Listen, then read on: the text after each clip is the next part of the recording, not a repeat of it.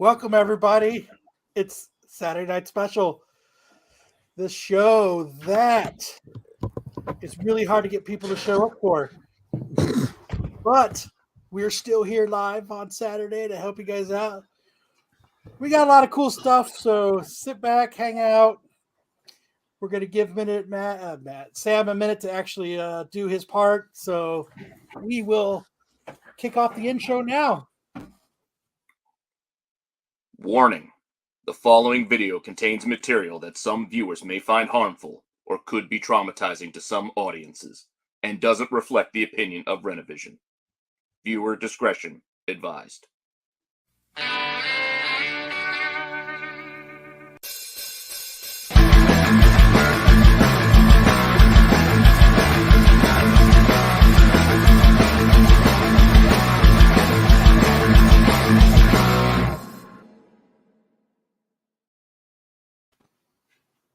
Yeah. You think with the time change we start the show too early now? I don't know, but I like it. It's the same time for us. It's just not the same time for everybody else. Sucks to be them done, doesn't it? Yes. How is everybody tonight? Sam thinks it's 3:00 in the afternoon. I got bamboozled by the time change. Do you guys like my new digs? I do. I like it. New setup. Looks good. Yeah.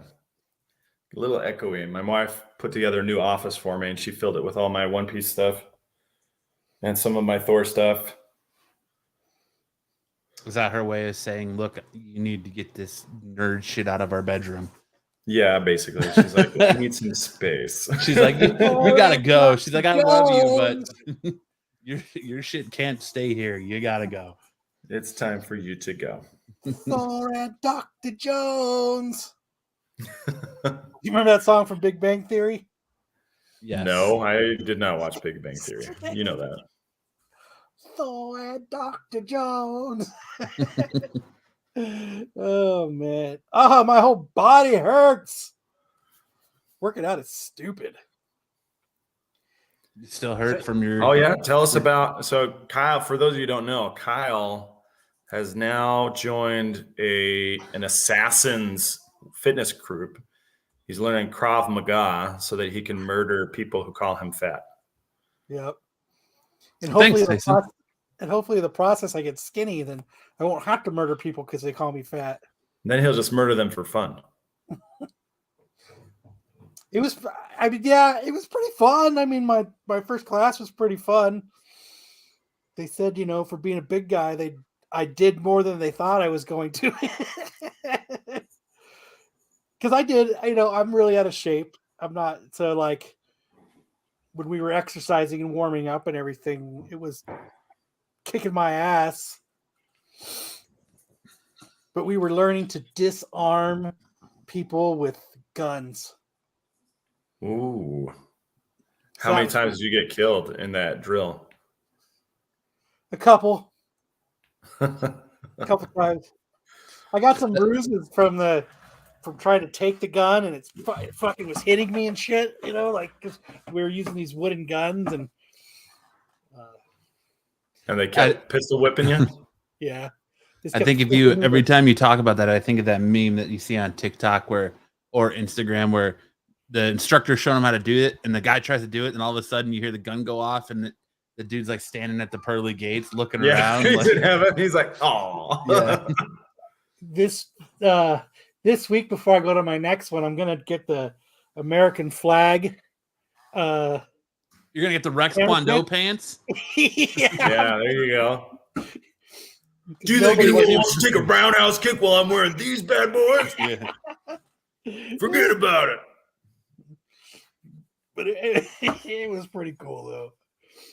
Think anybody thinks I'm weak when I go home to Starla every night? Forget about it. It's awesome, man. So now you can just see someone walking down the street and be like, that guy has a burrito I want, and you can disarm him for his burrito. Just scream Krav Maga and take his burrito from him. I am going to disarm you for your burrito. Sorry for the nut shot. But not that sorry. That's That awesome. would be funny though. Like he's walking with the burrito like this, and I'm like, fucking headbutt him and take his burrito. Cop McGraw, bitch. Oh man, Good times. It was pretty cool. I mean, there was like 6 people there, so that shit gets myself. intense. Like I said, Kellen used to do that, and I went to one session where him and Brent were sparring together, and he just like tossed Brent around the mat and like gave him a concussion and shit. Like that shit gets pretty intense. They're like, yeah, you know how like they give you the free one because they're like, you know, they want to get you, and it works. Like I got there and had a good time, and I was like, fuck yeah, I gotta do this. You know what I mean? Like, and then you're leaving. I'm like, fuck, I don't know if I should do this. And then they're like, you know, for right now, for an additional $330, you can get all the gear, and then you can come back and fucking really fight people. And I was like, what? You know what? What? You know what might work a little faster? Steroids. Yeah, it was I need to get you a steroid regimen. And like, you gotta get all the gear, and then you could really like. And I was like, what? I'm not, dude. It's been 1 hour, buddy. Let's talk on the phone first before we really get that intimate with each other. For only $499.99, and we will give you gear so we can kick your ass. Pay to get your ass whooped. They're like, you know, we do these ones where we do like a flight simulation. We're on a plane. So I guess I don't know if they go to somewhere where there's it's like an old plane or something, and like they do like training exercises if somebody like tries to take over the plane. Yeah, That's and I'm cool. like, so you get to do different scenarios. yeah, That's cool. We're gonna It's like- teach you how not to freak It's like out. badass cosplay, you know? I was more like, all right, if I can get through the jumping jacks, we'll see how it goes.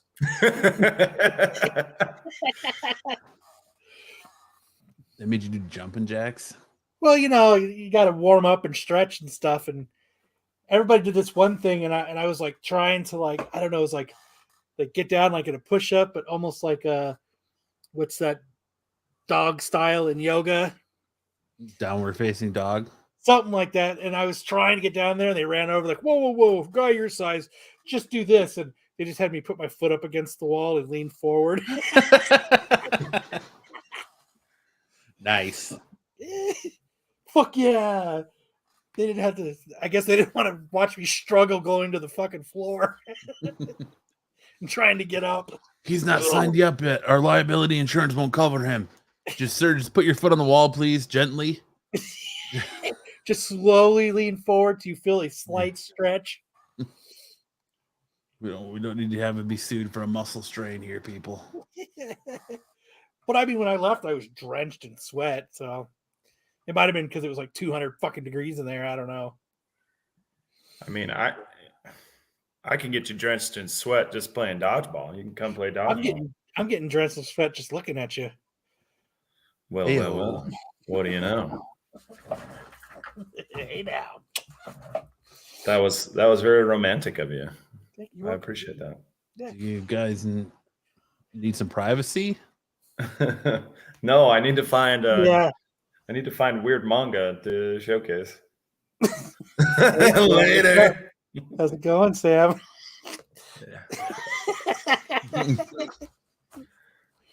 But how would you? So last week we talked, Matt. We talked that you got married. Yeah. Yeah, you got the ball and chain connected to you. Congratulations. Thank you. I showed some pictures. Did you?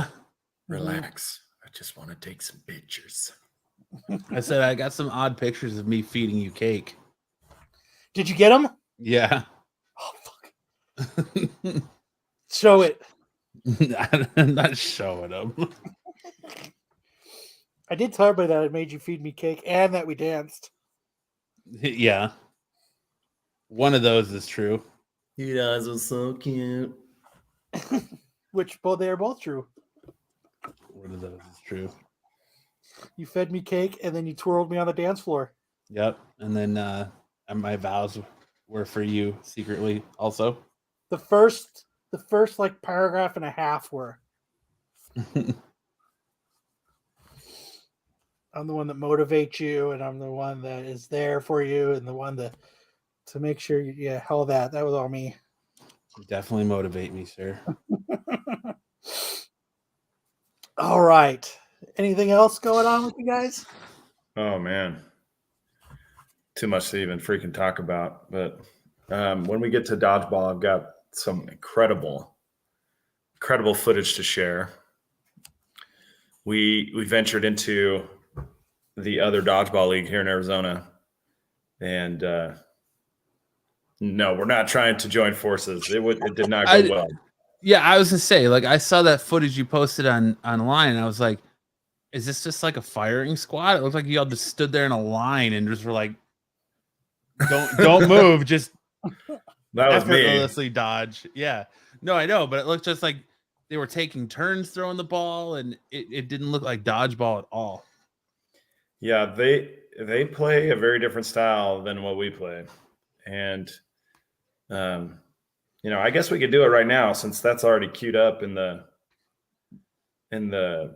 doc, the Google doc. But oh, dude, here we go. I found my WTF manga. I mean, we can save it, but whatever you want to do. If you want to talk dodgeball, we can talk dodgeball. If you want to save it, we can save it. But yeah, that was a big thing. So I look forward to that at the end. As the show progresses. But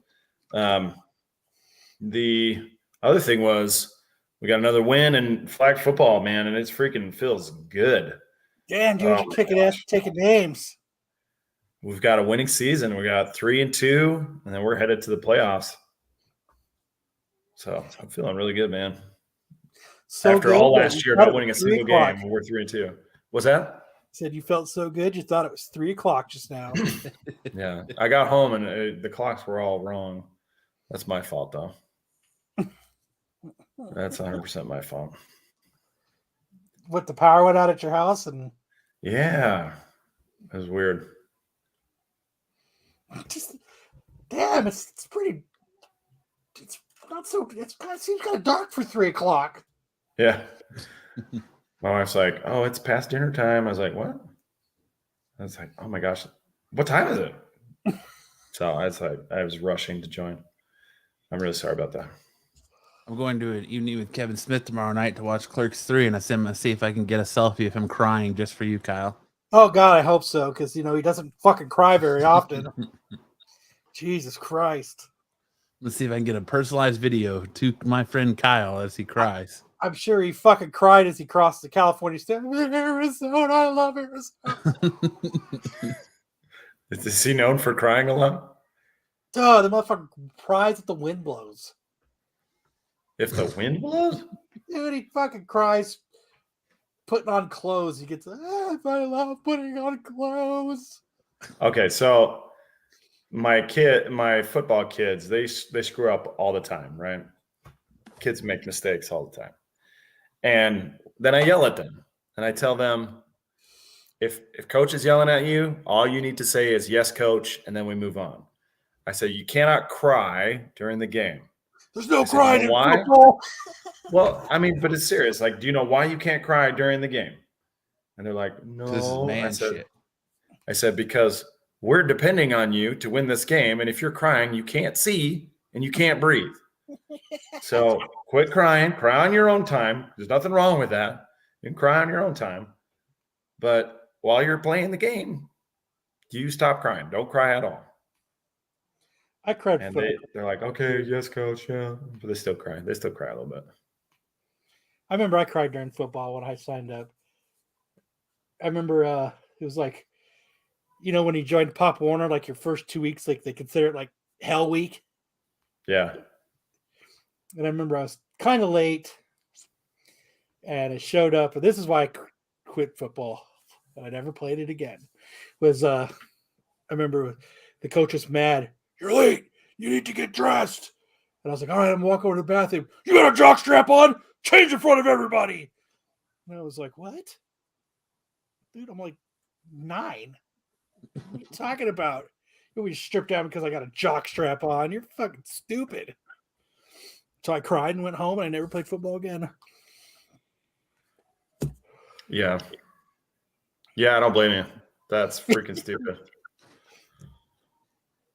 Are you even getting paid for this, dude? Or this is like volunteer work, right? You don't get paid to be a coach, right? You just do it for the love of the game. I get a T-shirt, and I get to coach my kid. And then my sisters were cheerleaders, so they had to do the whole season. So then I still had to go to all the games afterwards because my sisters were cheerleaders for the team. I think high school football coaches get paid. Well, yeah, High school does, but no, but I was talking like Pop Warner. You know what I mean? Like, no, we don't get paid. Over enthusiastic father. You know, change in front of everyone. You got a jock strap on, or a cup, or whatever he said. You know what I mean? I was like, "Ooh, I don't even think I have that on. You know, right to your face. Jeez Louise, what a guy! What a freaking guy! Right. I hope here's a small place in hell for him. But I have a Did you guys cover the anime news that I posted last week? Yes. Oh, okay. Damn it. Damn it. Well, no easy out for you, Sam. What's that? No easy out for you. No easy out for me. You guys want to get into the news yet? Yes, sir. Let's do it.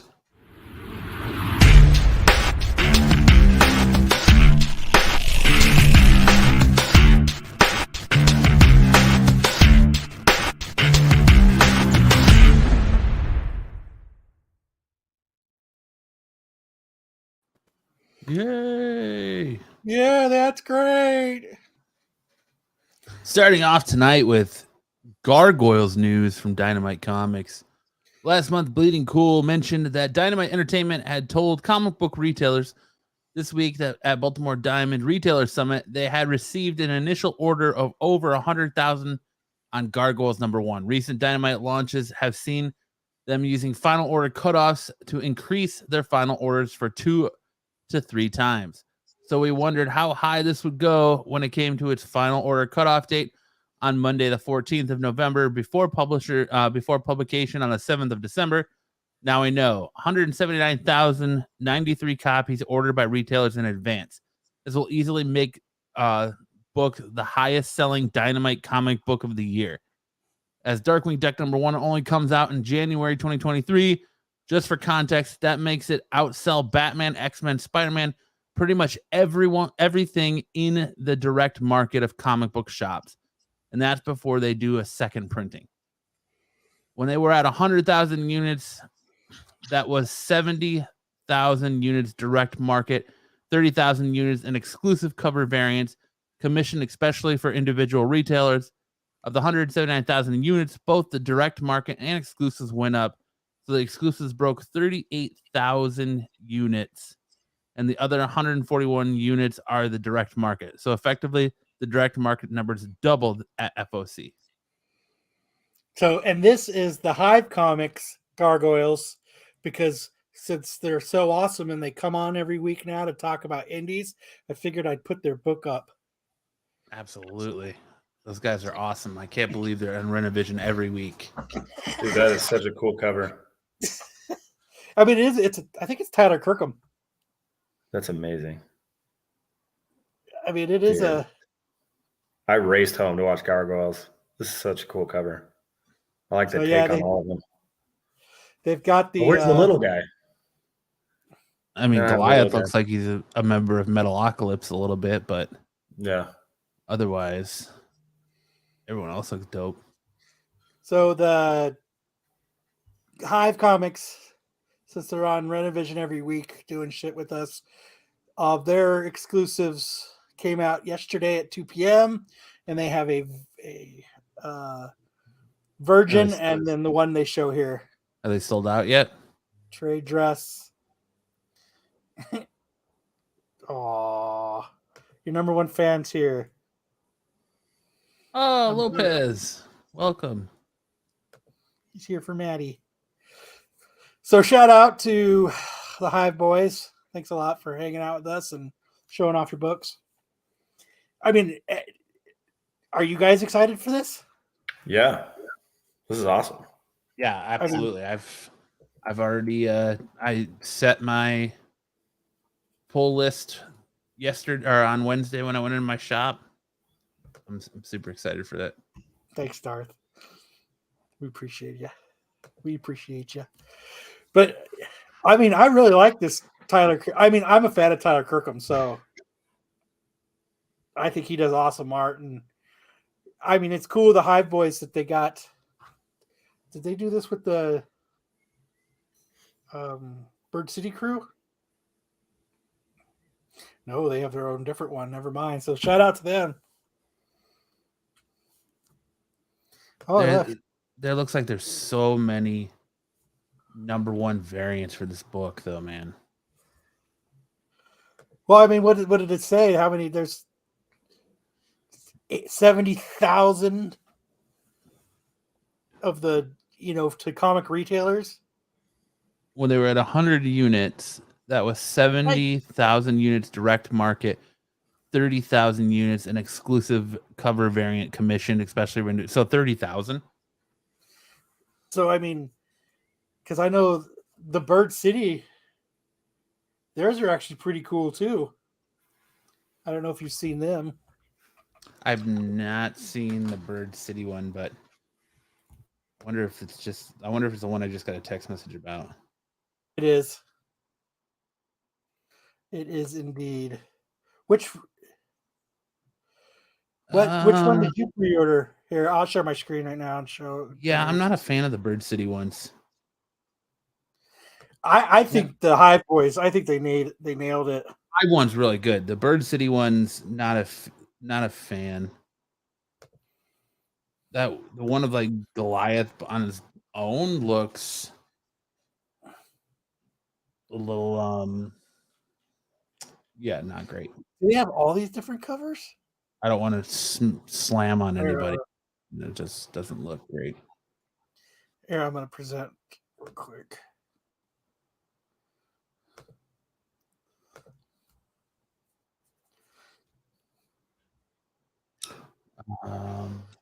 There's a David Nakayama. So it looks like they've got.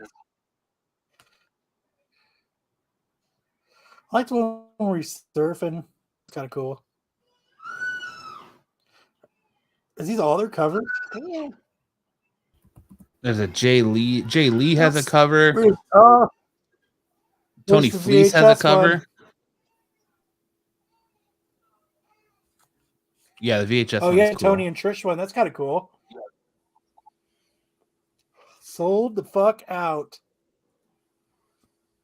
Yeah, the Tony and Trish one is pretty cool. This version right here, the lyrics version, is kind of cool. Yeah, that's the one I want. But it's a retailer exclusive. It's a sweet looking cover. Amanda Connor and Jimmy Palmiotti have one. The David Nakayama is the main A cover.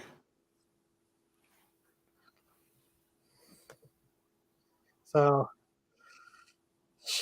if you like the Bird City or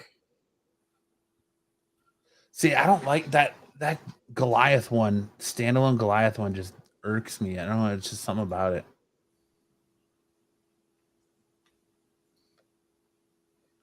Which you got one? The Nakayama, the Bird City one that you were showing with Goliath standing there by himself on like the side of the building.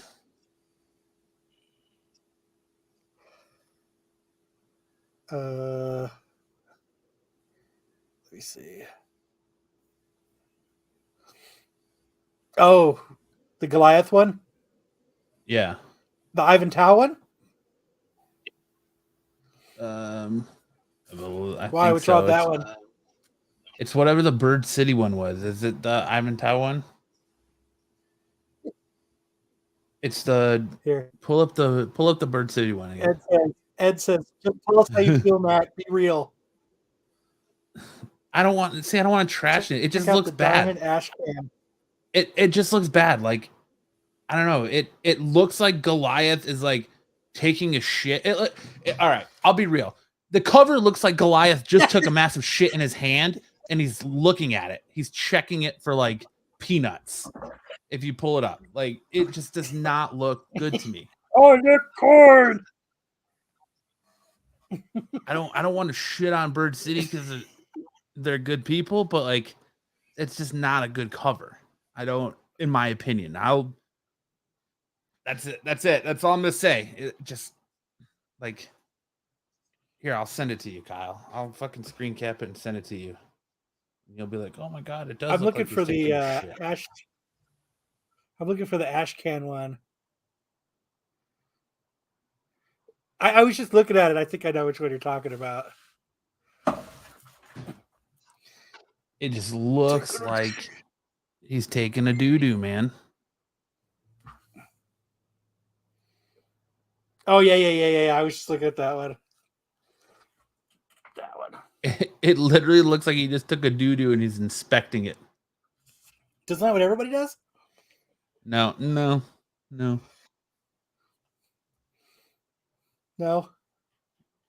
Damn, I really want this.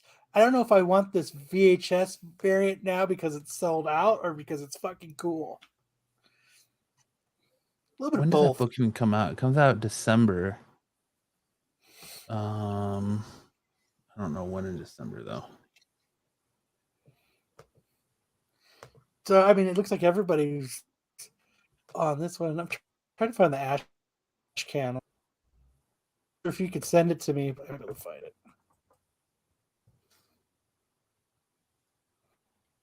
I'm trying to find out like when the book actually releases.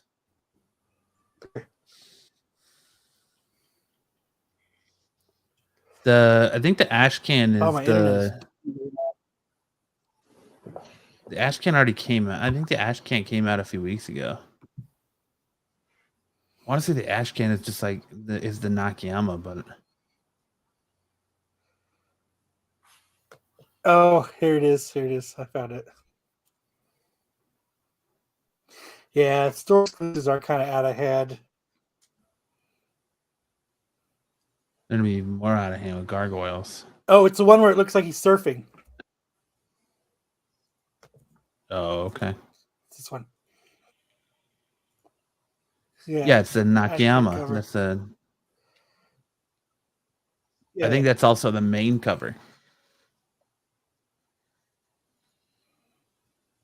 That'll be the main cover for the book as well. That's it. Looks like everybody's excited about it, though. That's good. No, I'm not going to log in. So many variant covers, man. It's crazy, that's a cool right? one, too. This other Nakayama one's... Oh, that's for issue 2. I still love the Kirkham cover. Goliath. Oh, he said not that one. Damn it. That's the only ash can I've seen. If you could shoot it to my Instagram. If you could shoot it to my Instagram, Bruce, that'd be cool. So the VHS cover is a 1 in 20.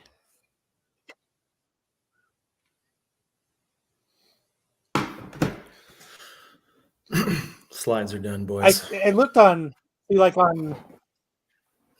Thank you, sir. I mean, it is. Is it? Oh, I'd like to get the Trish one. That one's not sold out. Here, I'm going to put an add to cart. There.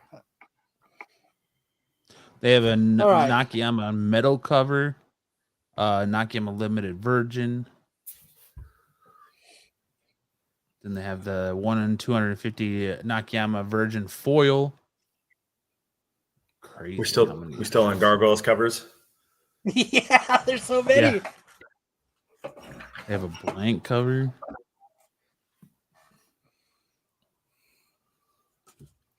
So, all right. But there you go. Gargoyles comes out December 7th. That's my birthday. Gargoyles number 1. It's your birthday. Happy birthday to me. I'm looking forward to the Darkwing Duck. in January. I wonder how many covers there's going to be to that one. There's a few. I don't know. Like I haven't seen all the Stars exclusives yet. I've just seen like what have been teased, and there's a lot of cool ones. I hope there's one where it looks like he's looking at his poo. There needs to be. Darkwing Duck actually comes out January 4th, so the first week in January. There's still a lot of like unreleased covers. Was that one from your yeah, there's like one like that's from the same artist that's doing all those Flash covers that you love so much. Mm-hmm. Hate this thing. Adolfo's variant for this book is so gnarly. What's it look in like? a good way. It's the B cover also. Here, I'll share it. It's this one right here. Oh, it's not sharing. Hold on. There we go. Oh, that's cool. It's like very Batman-esque. Yes. Yeah. And the cover looks badass. Oh, that's what he was talking about. Oh shit! Sorry. There's the one by your favorite artist that's doing all those weird Flash covers. That's pretty cool. I do like the Sash Cat one. So share it. Sharing is caring. That one is better than most of the Flash covers he's done. Right. But those fucking Flash covers are garbage that he's doing. So, all right. Enough with the... Yeah. The Heritage Auctions, Rob Liefeld's first Deadpool artwork. House is selling a huge amount of high-end original comic book artwork with pieces going under the hammer today that tell the story of some of the biggest superhero comic books over the decades and the creators who worked on them.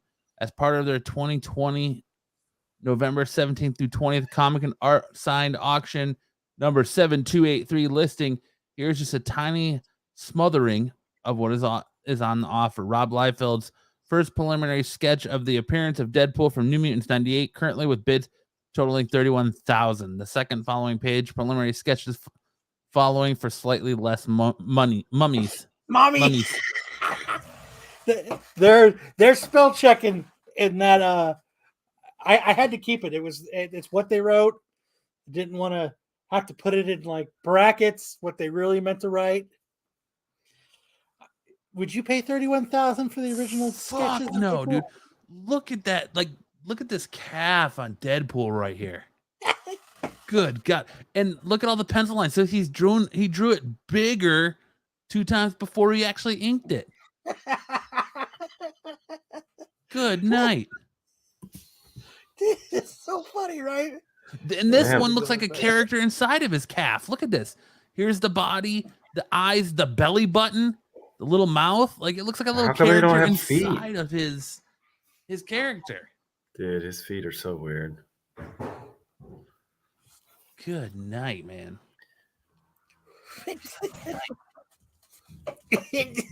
Daddy drew it bigger.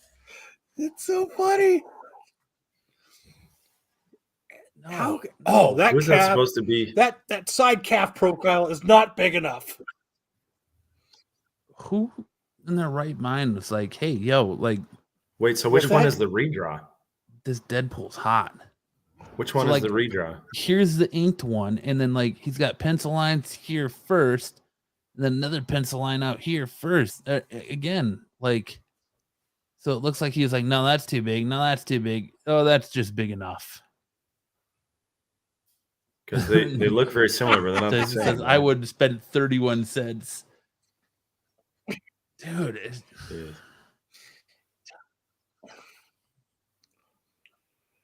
I don't know. It's bad. Did he inked it, right? He went back over and he like totally inked everything. It looks like it. But it looks like it's also drawn on a bar napkin. Okay, but which one is the redraw? The one on the right or the left? Because the one on the right looks narrower than the one on the left. These are 2 different pages. These are the same. These are depicting the same thing. Then I fucked up. Yeah, it's this. Yeah, I think you fucked up then because they're the two exact same So pages. here, It's all I right, didn't Kyle. realize- But the one on the left copied looks them. wider than the one on the right. This was the other one. I'll share it real quick. This was the other page. I see. So Is He that did it supposed to be again Bruce here. Banner? Who is He that? did it thought again I- there too. right here, Yeah, dude. Wah! Like, dude, I'd be worried if the side of my muscle went out that way. dude, he looks like he had a stroke while he was trying to draw that hand. This one or this one? That one. This one. Yeah. He's got witch fingers, bitches.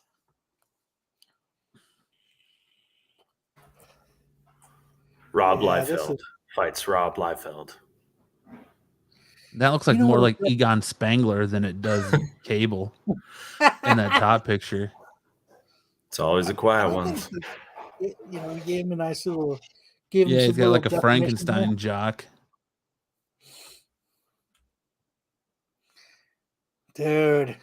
And this guy keeps getting work, ladies and gentlemen. I don't understand it. Jesus. What is this right here? Is this a leg or a mountain or That's Deadpool's dick right there. it's my dick? That would be Deadpool. Do you see these lines going through it? I wonder if he got Assholes? mad and was like, no, not like this. Stupid Rob.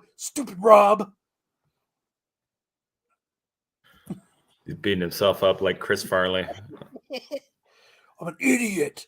I'm so stupid.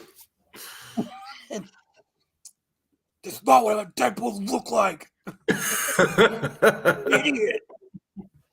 I hate you, Rob. Come You hate on. me, Rob. I hate Come you, on. Rob. Do it right.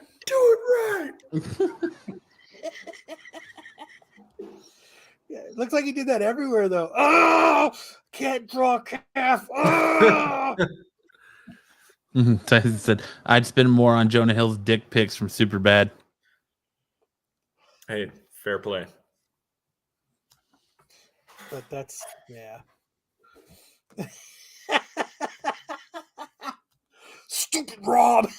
Yeah. I mean, I guess if you got the money and $31,000 is burning a hole in your pocket for that,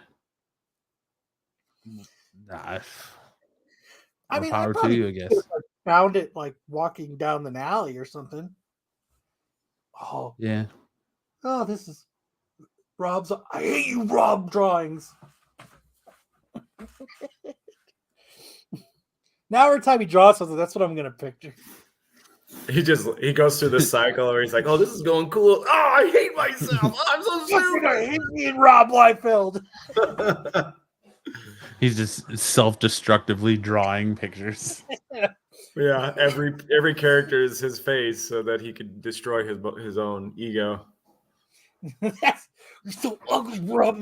I hate myself.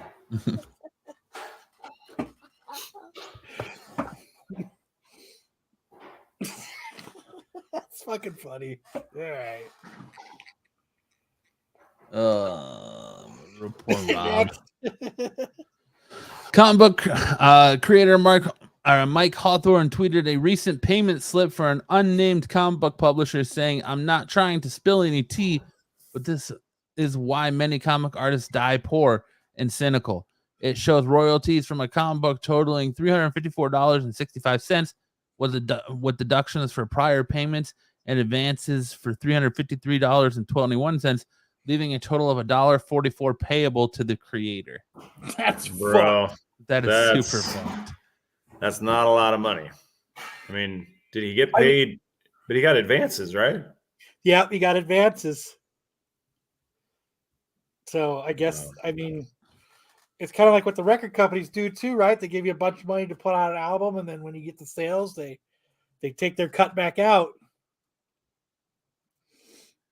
Yeah. Here's $500 to draw us this. Thank you. Cool. It made $508. So here's your 56 cents.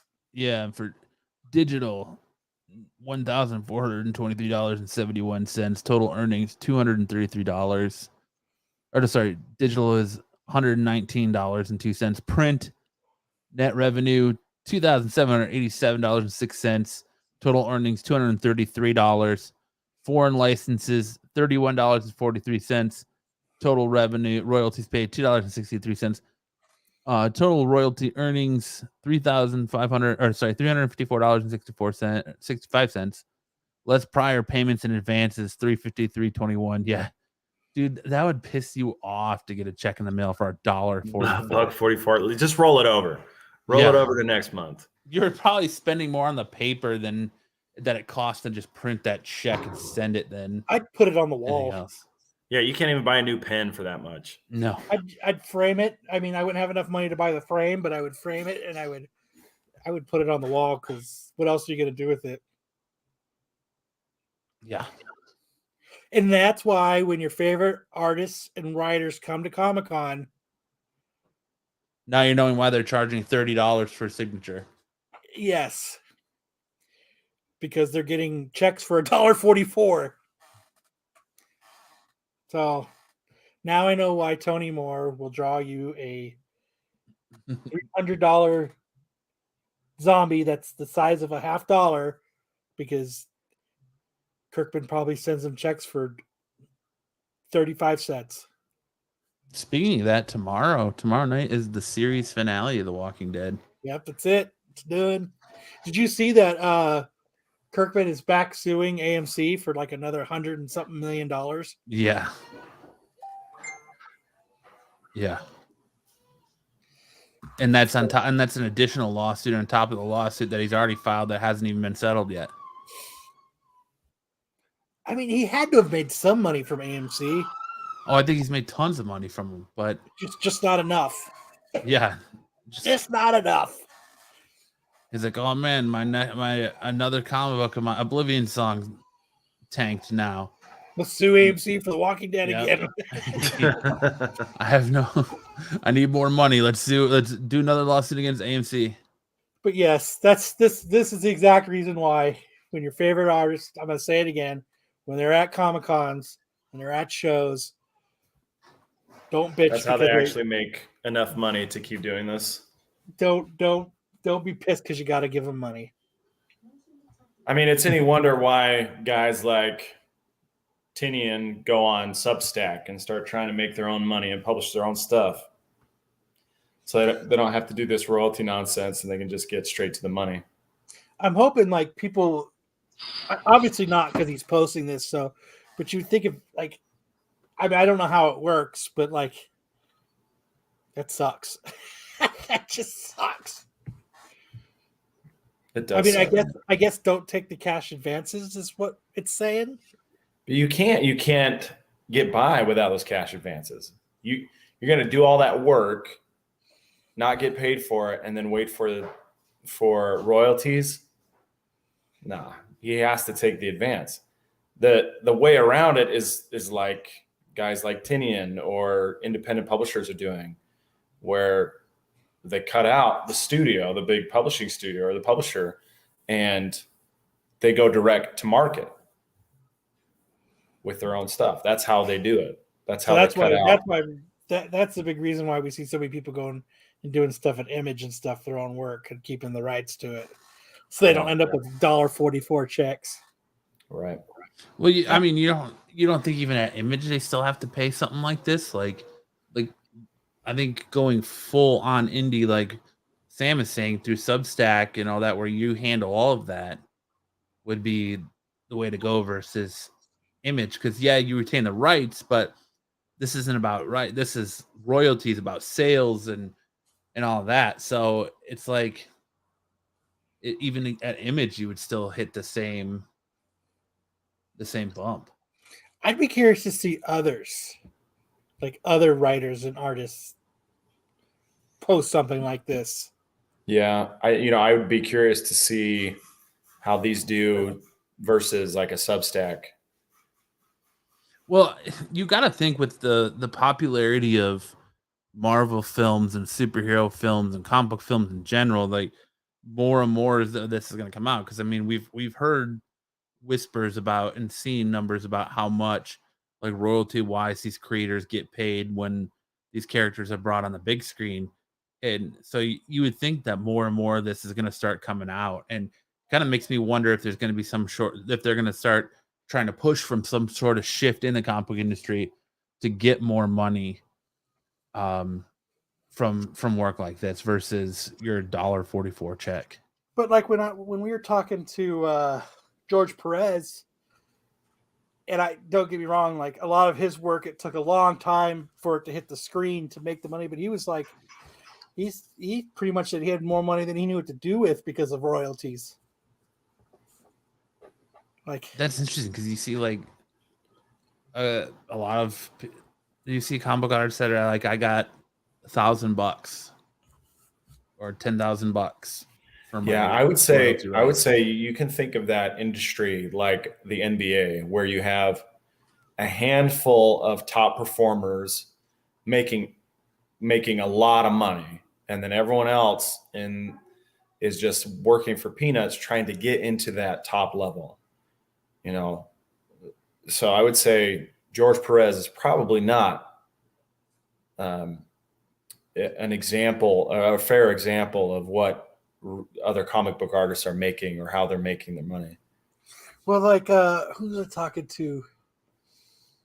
He does the. I know Norm Ratman inks a lot of his work. I can tell you. I'll tell you right now. Hold on. Jesus Christ, Brett Booth. I remember when I was talking to him at the con. For a long time, he was drawing and stuff, and he was living out of his car. Yeah. And still doing art for DC and stuff. So I guess. Well, I think a lot of it depends on like what you create too, and if that creation becomes, if it's something you create that becomes massive, versus just doing a gig here and a gig there to get by. Like look at Bob Kane. Just example, Bob Kane, Bill Finger. Bill Finger died poor, nobody really knowing who he was. He died on some dude's couch, while Kane reaped the benefits of all the Batman stuff. And I hope to die on your couch, Matt. yeah, well, take a number. I got a long line of people that want to die on my couch, Kyle.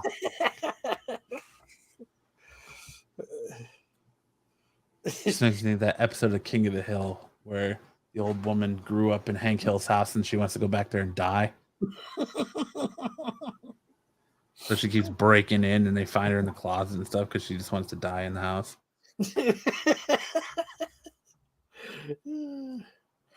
All right. But yeah, it's sad. So, I mean, that's the reason why you see a lot of these artists at cons asking for donations to the Hero Fund and other things like that, because they're not really making. Now you know why commissions are so expensive, and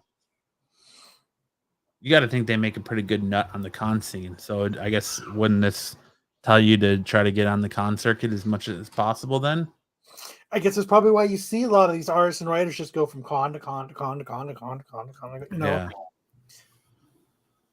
Drawing pages. That too. Could depend on luck. Sure. But luck is just opportunity, right?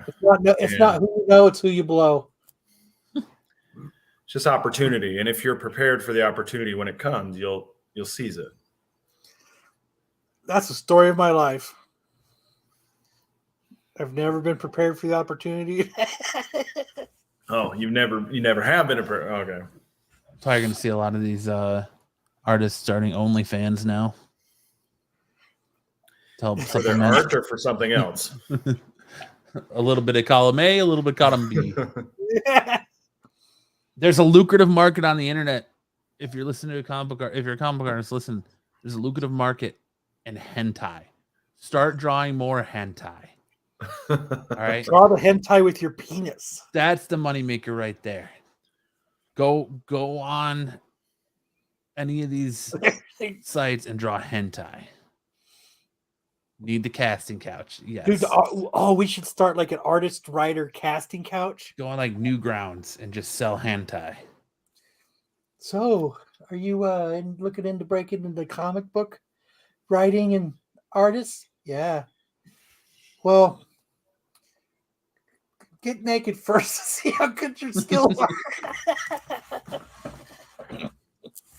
And Hey, if it furries. works for life, though. Furries, too. Draw people's personas. Lots of money there. Put your own face on it. Yes. All right, what's next?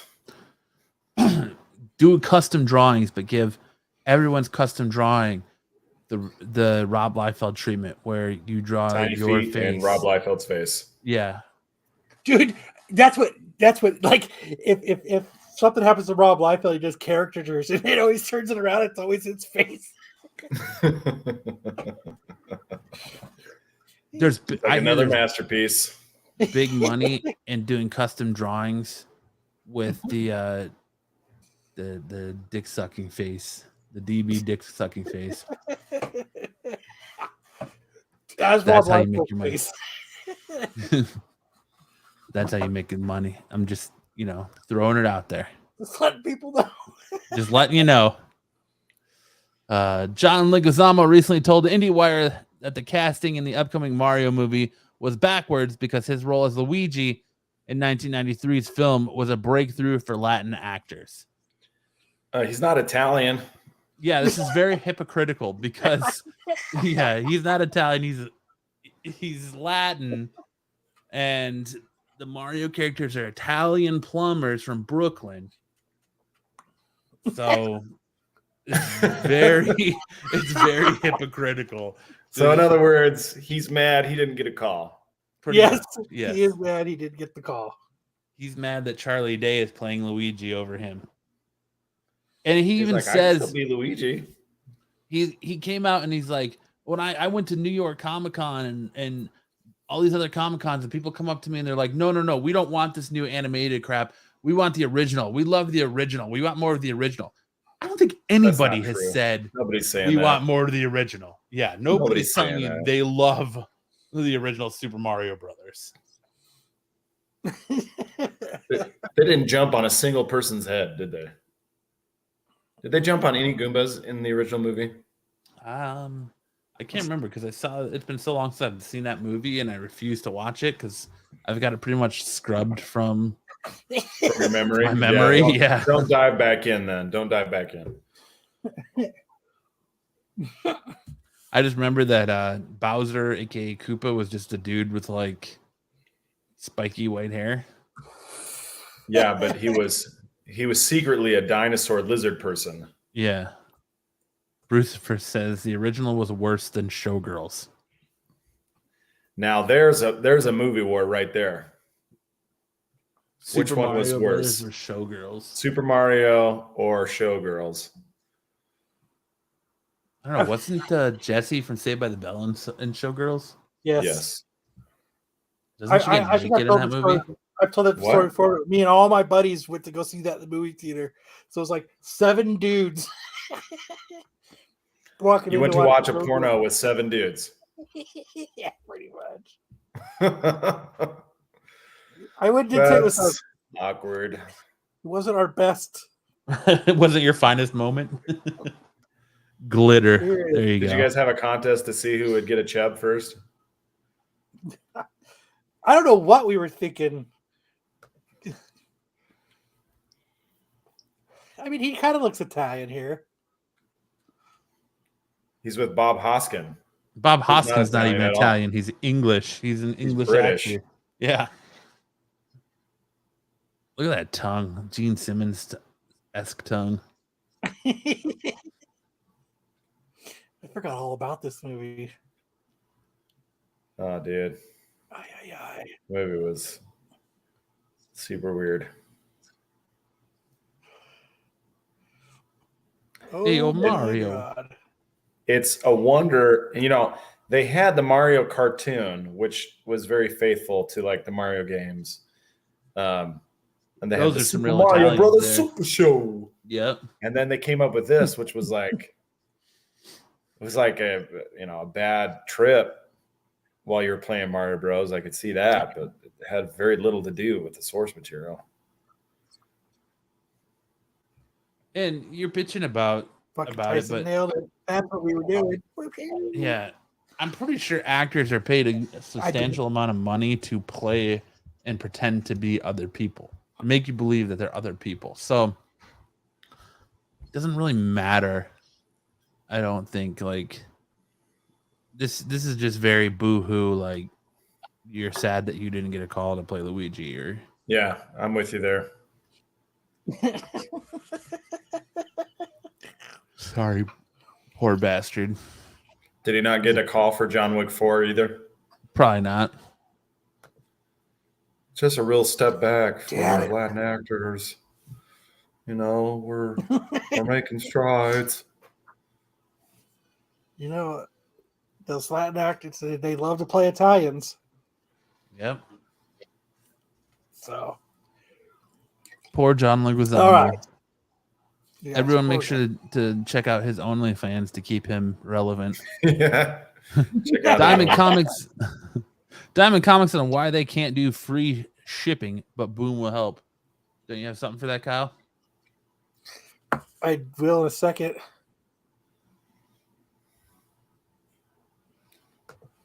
Meantime, Oh, look. free They girls heard in your city. OnlyFans and XXX69 online, free girls in your city. Oh, let me check you on that one. Free girls in U City. Oh, Huh? youth. Damn. Then Damn. in U City. He can play the clown again and Spawn. There we go. The Spawn movie that won't happen. He has to play Violator again.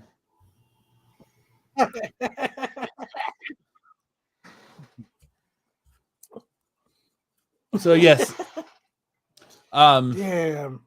Diamond took the stage at the Diamond Comics Distributor Summit during what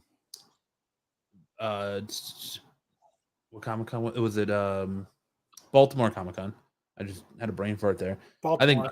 I would think Marco was there, or at least that's what it sounded like. Marco was there. Baltimore. Yeah, Baltimore, and that they're basically breaking down why they can't offer free shipping, the logistics of why they can't offer free shipping the way Lunar and Penguin Random House can.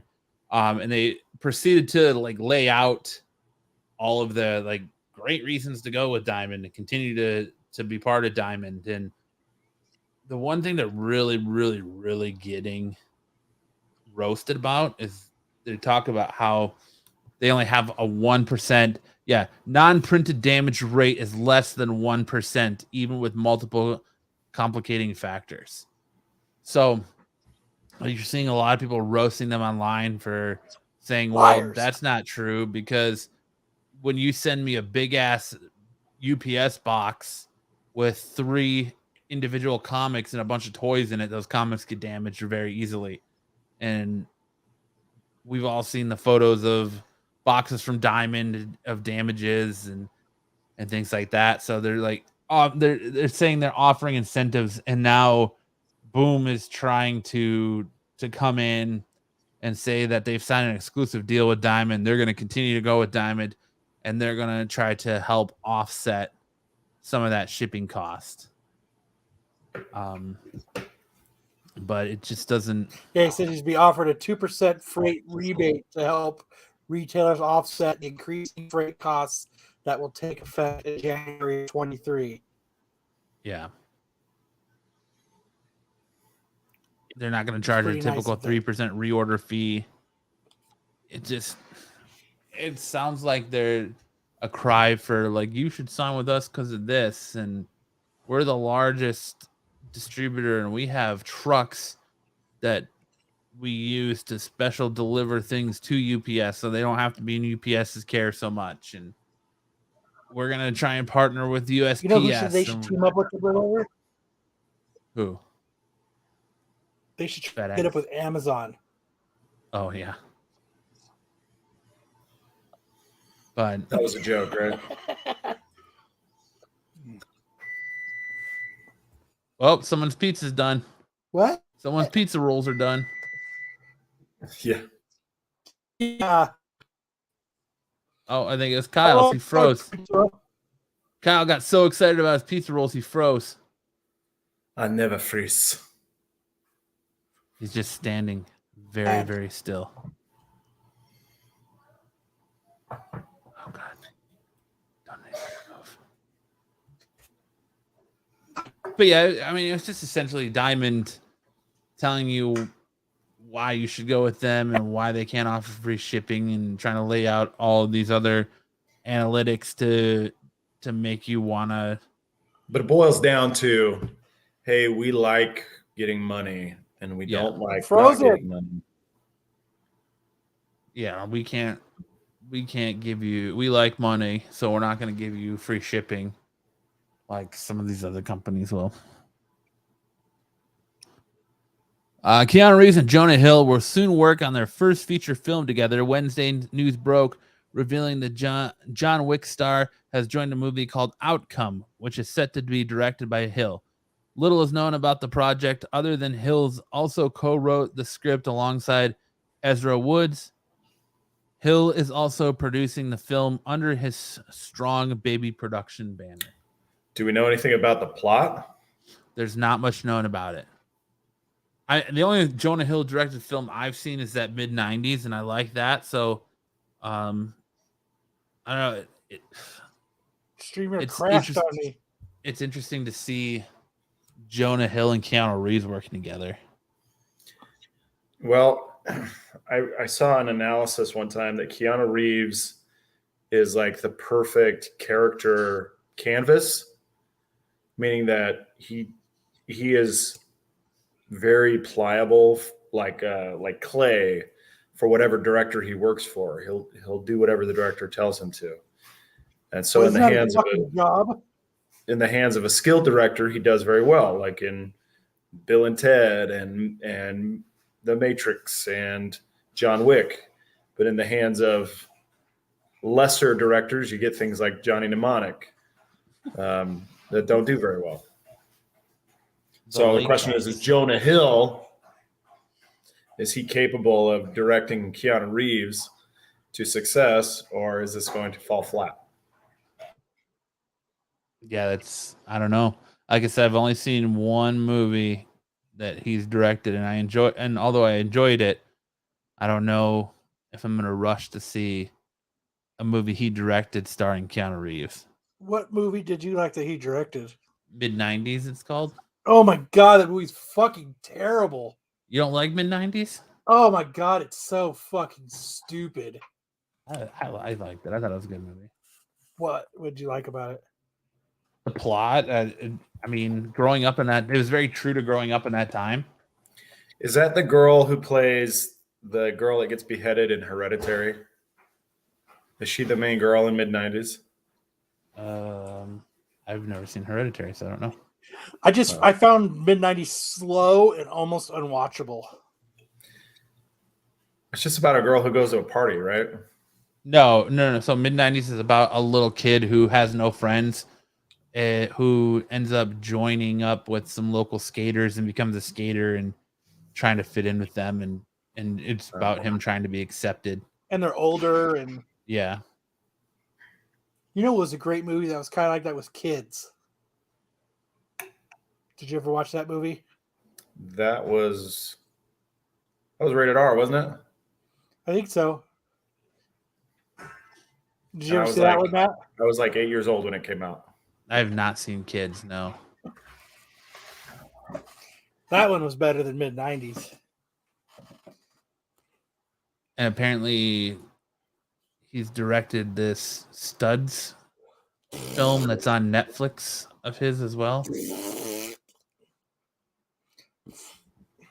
But how many raspberries is that, Kyle? Jonah Hill turns the tables on his Shrink in Netflix documentary. Dude, did you see Going with Tyson's Constantine 2 is what he's looking forward to? Did you see him on what show was it? It was one of the late shows where he said he wants to do Constantine too. Yeah, it was Colbert. Yes. I thought that was awesome. Yes. He said that before they confirmed that they're making a Constantine too. Yeah, he said he would love to be. Yeah, he said he went on there and just said he would love the opportunity to be able to do Constantine too. It was like they were talking about like the role that he'd really liked to play and he'd like to play again. And he said it was Constantine. Dude, Jonah Hill will play the role of constipated. Kids were there because it's in New York and they're in the subway. The dude's got no legs. He's going, I have no legs. I have no legs. I have no legs. You got to watch Kids. It's actually pretty fucked up, actually. Add it to your list, Matt. I will add it to my list. Okay. I appreciate it. A list of shit that I will not watch. No, I'll add it to my list. All right. Moving forward. The house featured in the 1985 film The Goonies is going up for sale in Astoria with a price tag of $1.6 million. Filmed in and around Astoria, the 4-bedroom house was featured in the 80s classic as the home of Sean Astin and Josh Brolin's characters. I've been talking to Sam about this for a while. I've been looking from a sign from above to why I should move out of Arizona, and I think I just found it. You want this nicely patioed house in Astoria, Oregon? Yep. I need to live in the fucking Goonies house. Well, I hope you've got some serious scratch just sitting around because you're going to need it for the hefty down payment.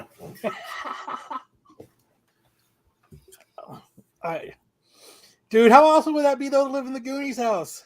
That'd be incredible. Who are you It's texting a about? nice little house. Not texting anybody.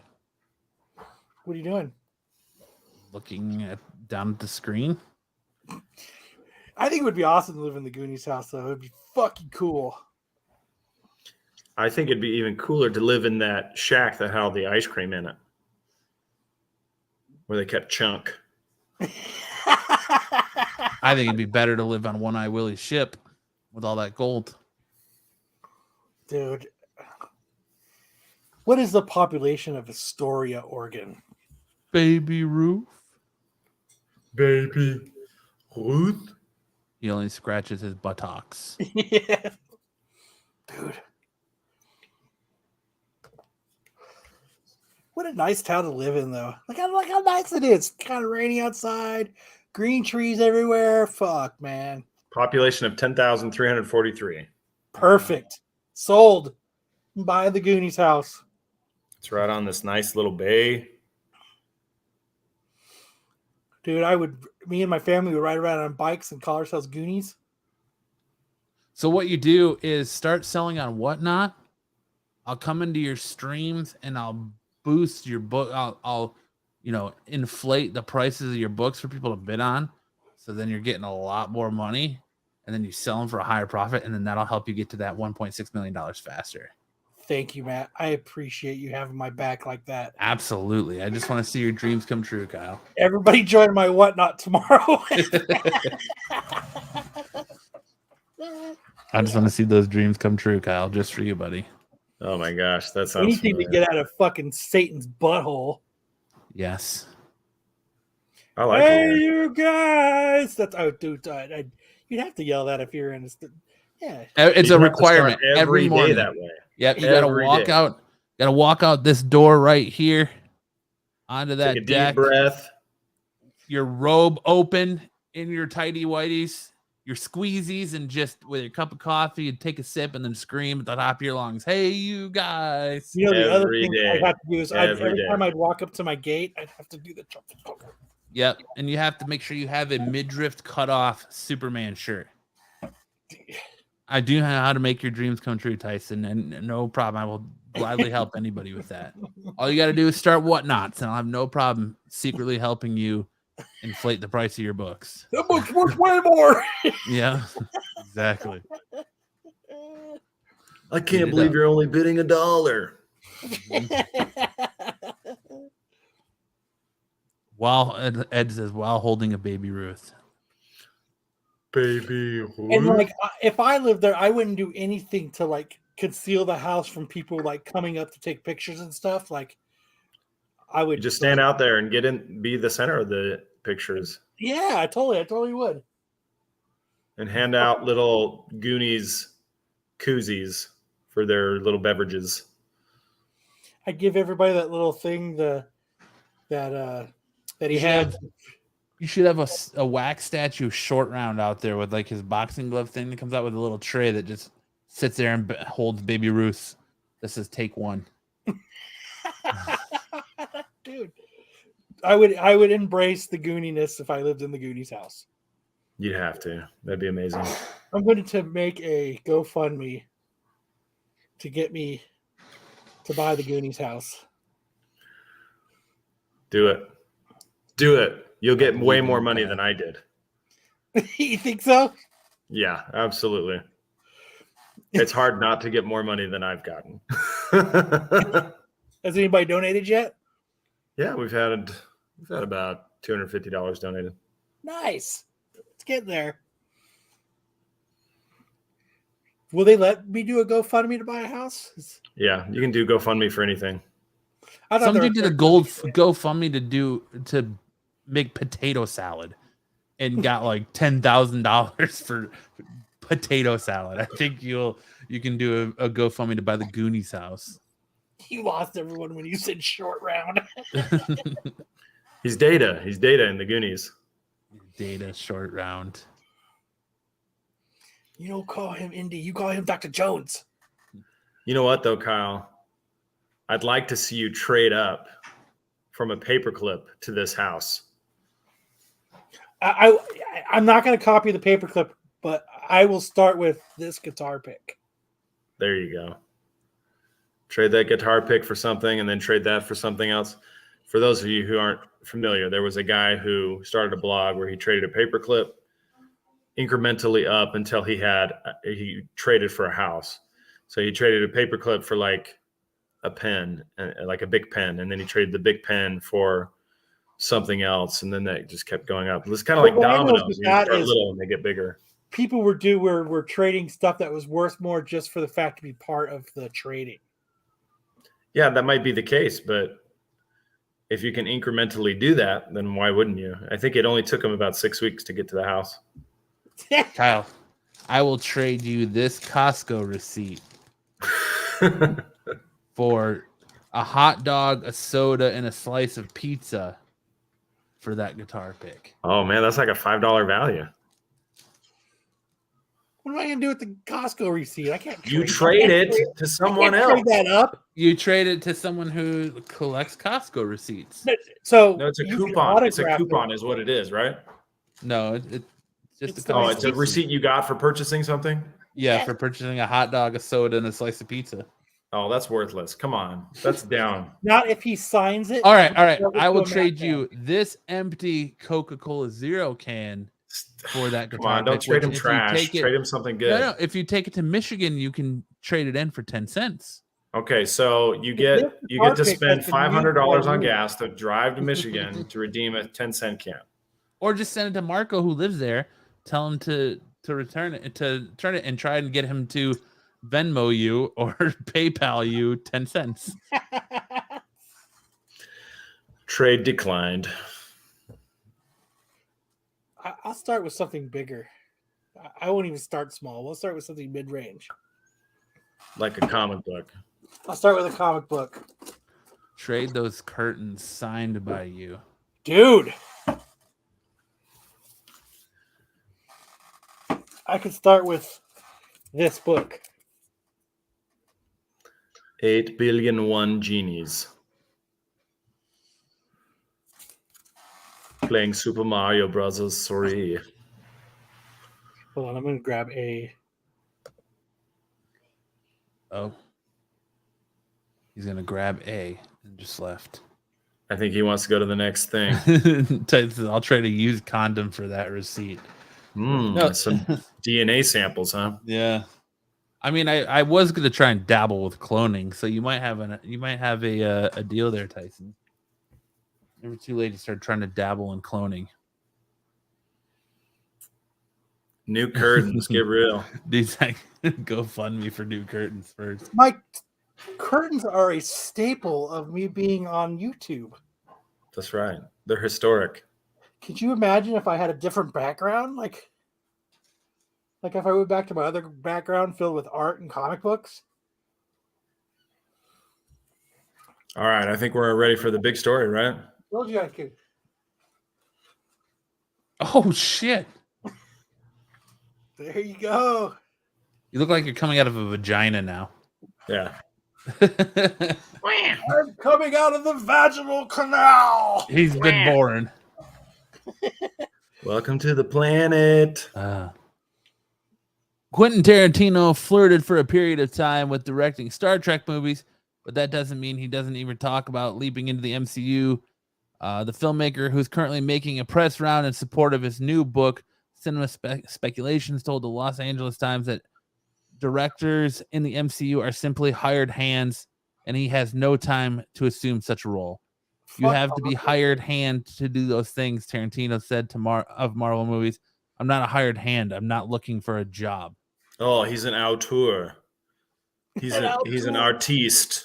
Although he did say that if he was ever going to make a Marvel movie, he'd want to make a Sergeant Fury and the Howling Commandos movie. Oh, so it'd be like Captain America 3. Inglourious Bastards. Exactly. Yeah. But with the Howling Commandos. Exactly, Tyson. My curtains are a part of who I am. That's right. My wife loves those curtains for some reason. I have no idea why. That reminds me, if anybody listening lives in Vegas hanging out, I will be there over Thanksgiving if you want to come have a drink. Ooh, where are you staying? Your mom's house. Good one. Classic. Are you going to the strip? Or? I'm staying at the Luxor. Oh. I have a suite at the Luxor. Oh, congratulations. Huh? Going all out. Look at this guy. Fancy schmancy. My wife's getting to her midlife crisis age, so she's like, we're going to Vegas and we're partying. I said, fuck yeah, I can do that. Fancy schmancy. That's cool, man.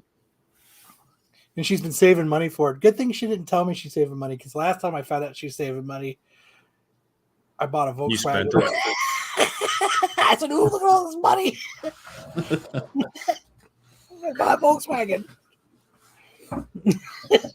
Enjoy all the bums sleeping on the street and piss in the elevators and all the gloriousness that Vegas holds.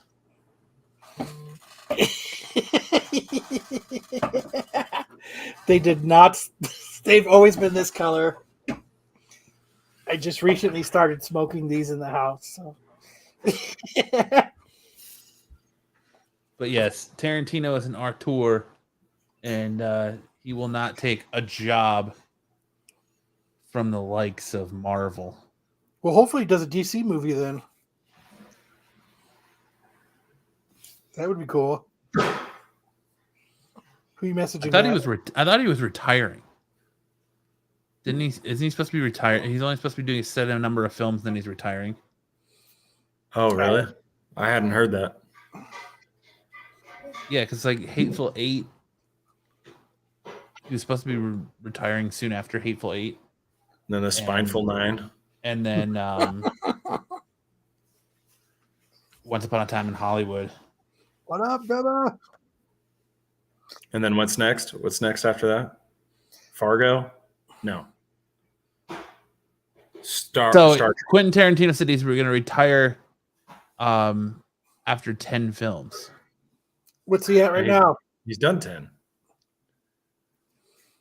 He said, while promoting his Once Upon a Time in Hollywood on Real Time with Bill Maher on June 25th, Tarantino confirmed he plans to retire after making one more film. Oh, he's at 9. Okay.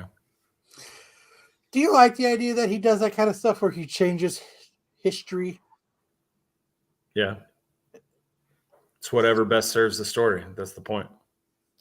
He The only said, cool part about Once Upon a Time in Hollywood is when Leonardo DiCaprio fucking gets his flamethrower out. It was the fucking best. Bill Maher said, "You're too young to quit, and you're on top of your game." And Tarantino replied, "That's why I'm quitting." Tarantino said over a cheering audience, "Because I know film history, and from here on in, directors do not get better." Interesting. What the fuck does that mean? It means that when you're old, your movies get suckier. Oh, so when you're young and on coke, that's when your movies are good. Well, I think not just on drugs, but you have this kind of inner desperation to make a mark, and that kind of desperation gives you drive, gives you hunger. It's about drive. It's about power. We stay hungry. We devour. Thanks, The Rock. So it's kind of like rock stars. Once they put out a few albums, they got rich, and their music kind of turns. Yeah. How many of the new Killer songs do you listen to? You know, the new Killers albums? None. Like you always go back to Hot Fuss, right? It's the best What one. the fuck are the Killers? The Killers are a great rock and roll band. Never heard of her. Yeah, right. Whatever, Kyle. What do they sing? You know what It's they like sing. God, what the fuck is there? I'm gonna Google it. You've never heard of Breaking Mr. Benjamin. Brightside? All these bands, yeah, they start out with an edge, and once they hit mainstream, they all start sounding the same. It's because they don't have pain anymore, right? Everything's going really well, so they have to take other people's pain and they write with other people's pain, which isn't the same. Yeah, It's they're not able the same to thing. mask their pain with a ridiculous amount of money. It's not the same thing. Like, you can't write a song that expresses a deep and painful emotion if you don't have deep pain. You're borrowing someone else's. You've never heard of Mr. Brightside? I don't think so. Hold on, let me see. Doom, What's it sound like? Coming out of my cage and I've been doing just fine. I Yes. got a copyright strike because I'm singing their song.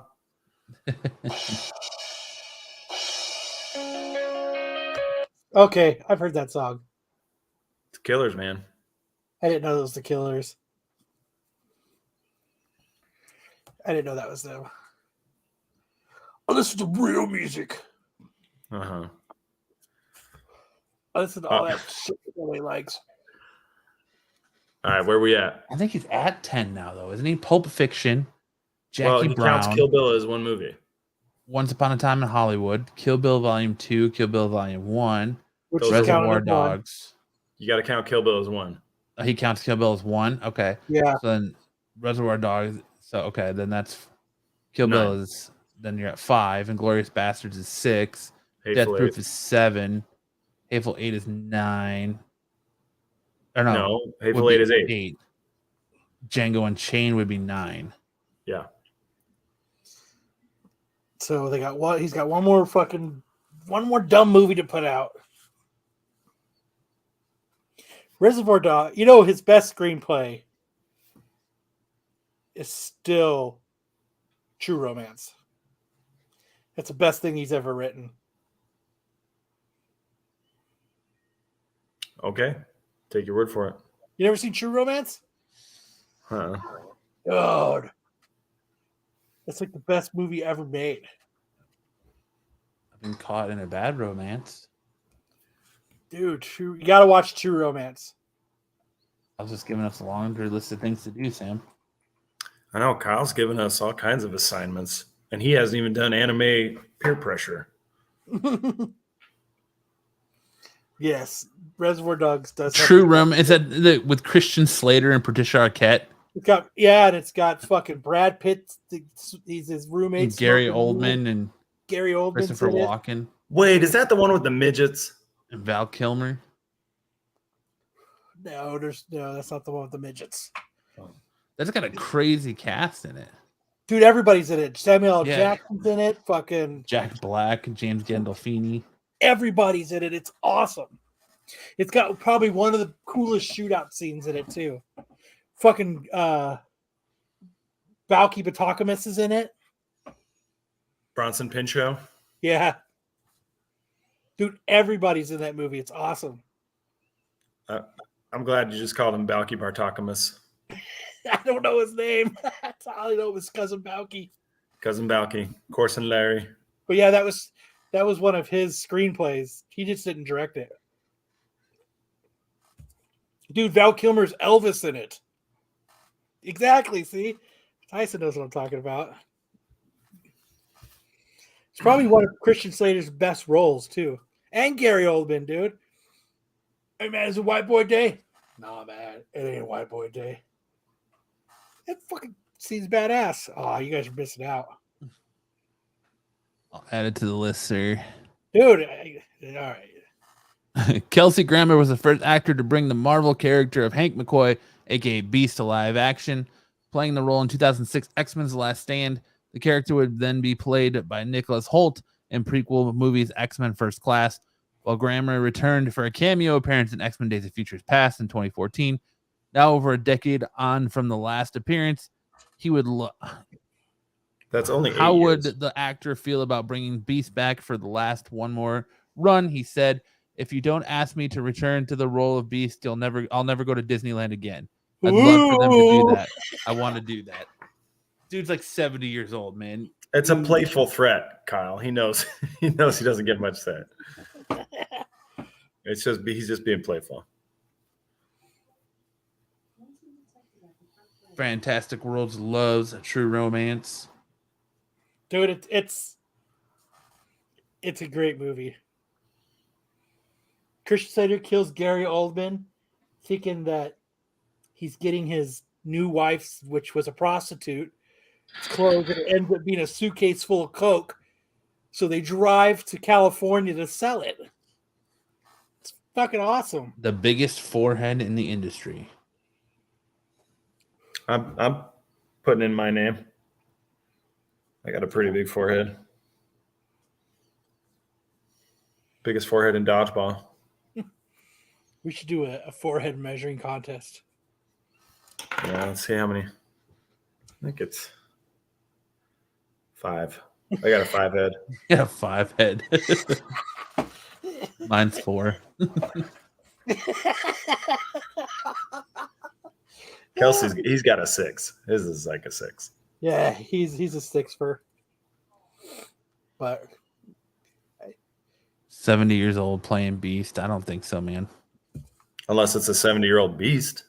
Peyton Manning would win. Yeah, he's got like a 10 head. His head looks like a toe. But all right. Wait, before we go to that, you can go ahead and exit out of this for a second. Who's watching fucking Titans? Me. What do you think so far? Loving it. White Raven is a smoke show. Oh, God.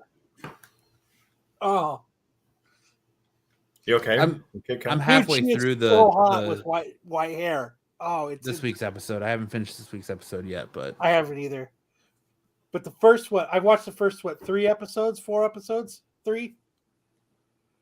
yeah, it's 4 now, but yeah. Yeah, I watched the first 3 episodes, and that show is great. I just think that the guy they have playing Dick Grayson was a really good casting. He does a really good job playing Dick Grayson. Yes, he does. It's good because he's captured. What happens is usually most characters are a good superhero part of it, or their normal persona is good. You know what I mean? Like George Clooney was a good Bruce Wayne, but he wasn't a very good Batman. Like Tobey Maguire was a good Peter Parker, but not a good Spider-Man. Yes, and I think the dude who plays Dick Grayson, I think he actually does both well. Dude, but I mean, you don't get a lot of him in the costume, which I wish we get more of that. But why is it like my biggest gripe was like, why does Dick Grayson have a relationship with everybody in the show? Like he's banging Jinx, dude, banging Barbara Gordon. Comics, though. True, banging Starfire, like he's just banging everybody. He bangs everybody because he's He's a sexy suave motherfucker. He is, man. Like, but that's how he is in the comics, right? He bangs everybody. Good Right. for him. But yeah, dude, white haired raven. Oh, it hurt eyes. Oh, dude, I paused it so that I could message you that when I was like, holy shit. Yeah, she is. But Very good looking. I agree, though. Titans needs a movie. But they do the movie, they really need to do it. They need to do like something in between, and they still fight Slade. Like something they didn't do in the show, and it's, you know what I mean, like an offshoot of that. Yeah. My only gripe, I feel like after 4 episodes, they're really slow playing like this transformation into Brother Blood and where they're going, the occult, and where they're going with this stuff. But other than that, like I like the Lex Luthor stuff. I think that dude did a really good job playing Lex Luthor. Yeah, he did. Till he fucking coughed up a fucking snake. Yeah. And my only gripe is the Tim Drake. Like I wish they should have like already trained him and gave him his costume and all that. And Like in between the seasons, Yeah. done. Yeah, but I do like it though that he's like, I get a costume, and they're like, no. Yeah, you get a bow staff, bro. But they're training him now, so at least by next season, If there is a next season. if there is, that at least it'll be, maybe we'll get to see him. Are you watching it, Sam? I don't have HBO Max. I don't have HBO Lance. That was a terrible joke, but Dude, when you at the wedding, when Max went up to you and started doing the fucking, did you see that when he did that to you? You must.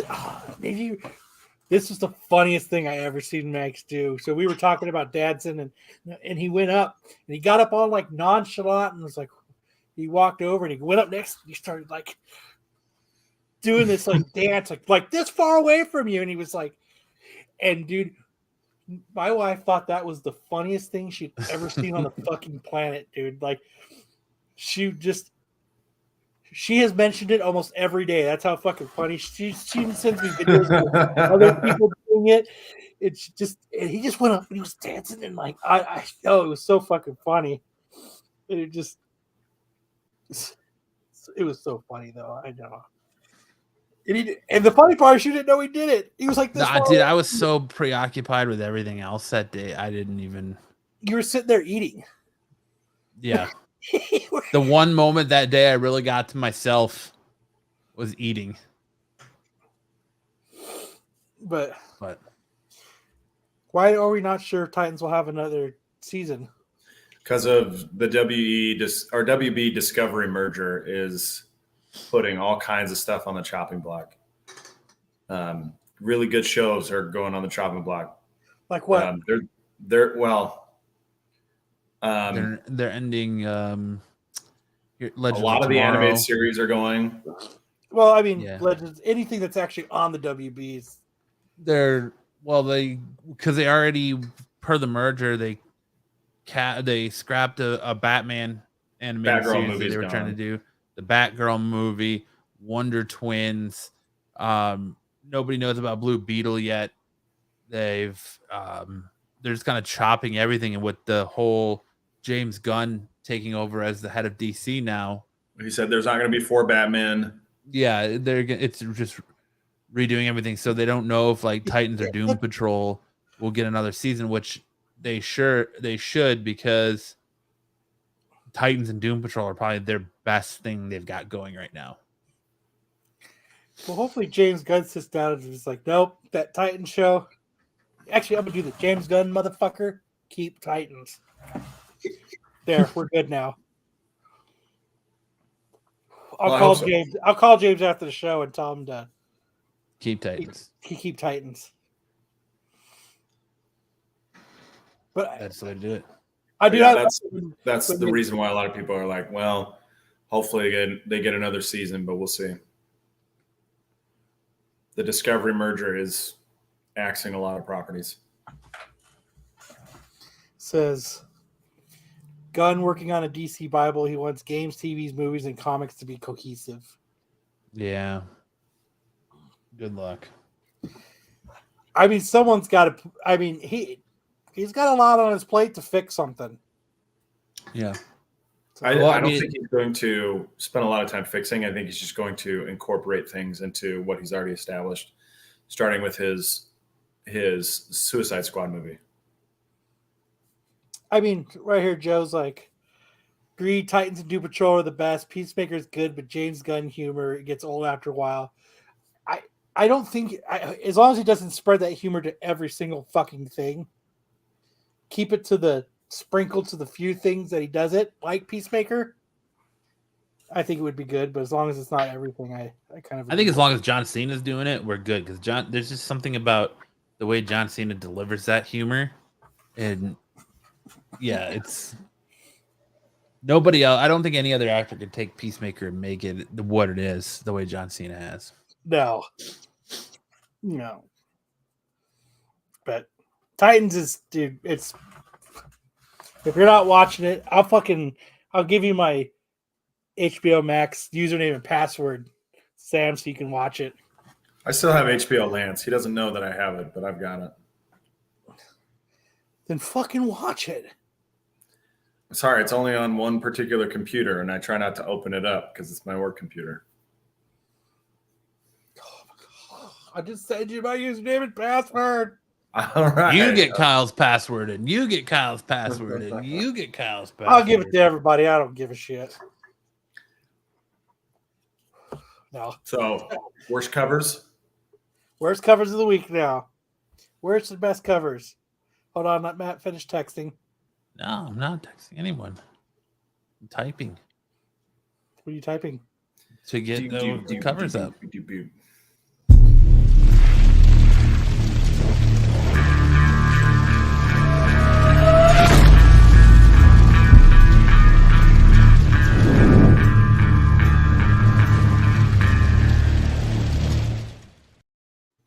Best and worst covers of the week. As always, we're going to start off with our worst covers, and it's Kelsey Grammer. No. That is a bad cover. Worst cover of the week. What do we got here, Kyle? Vampirella. Vampirella. With This is the Vampirella cosplay cover. I did this for What is Ish. going on? it looks it like looks she's like got a she- deflated balloon That's as covering her booby. booby.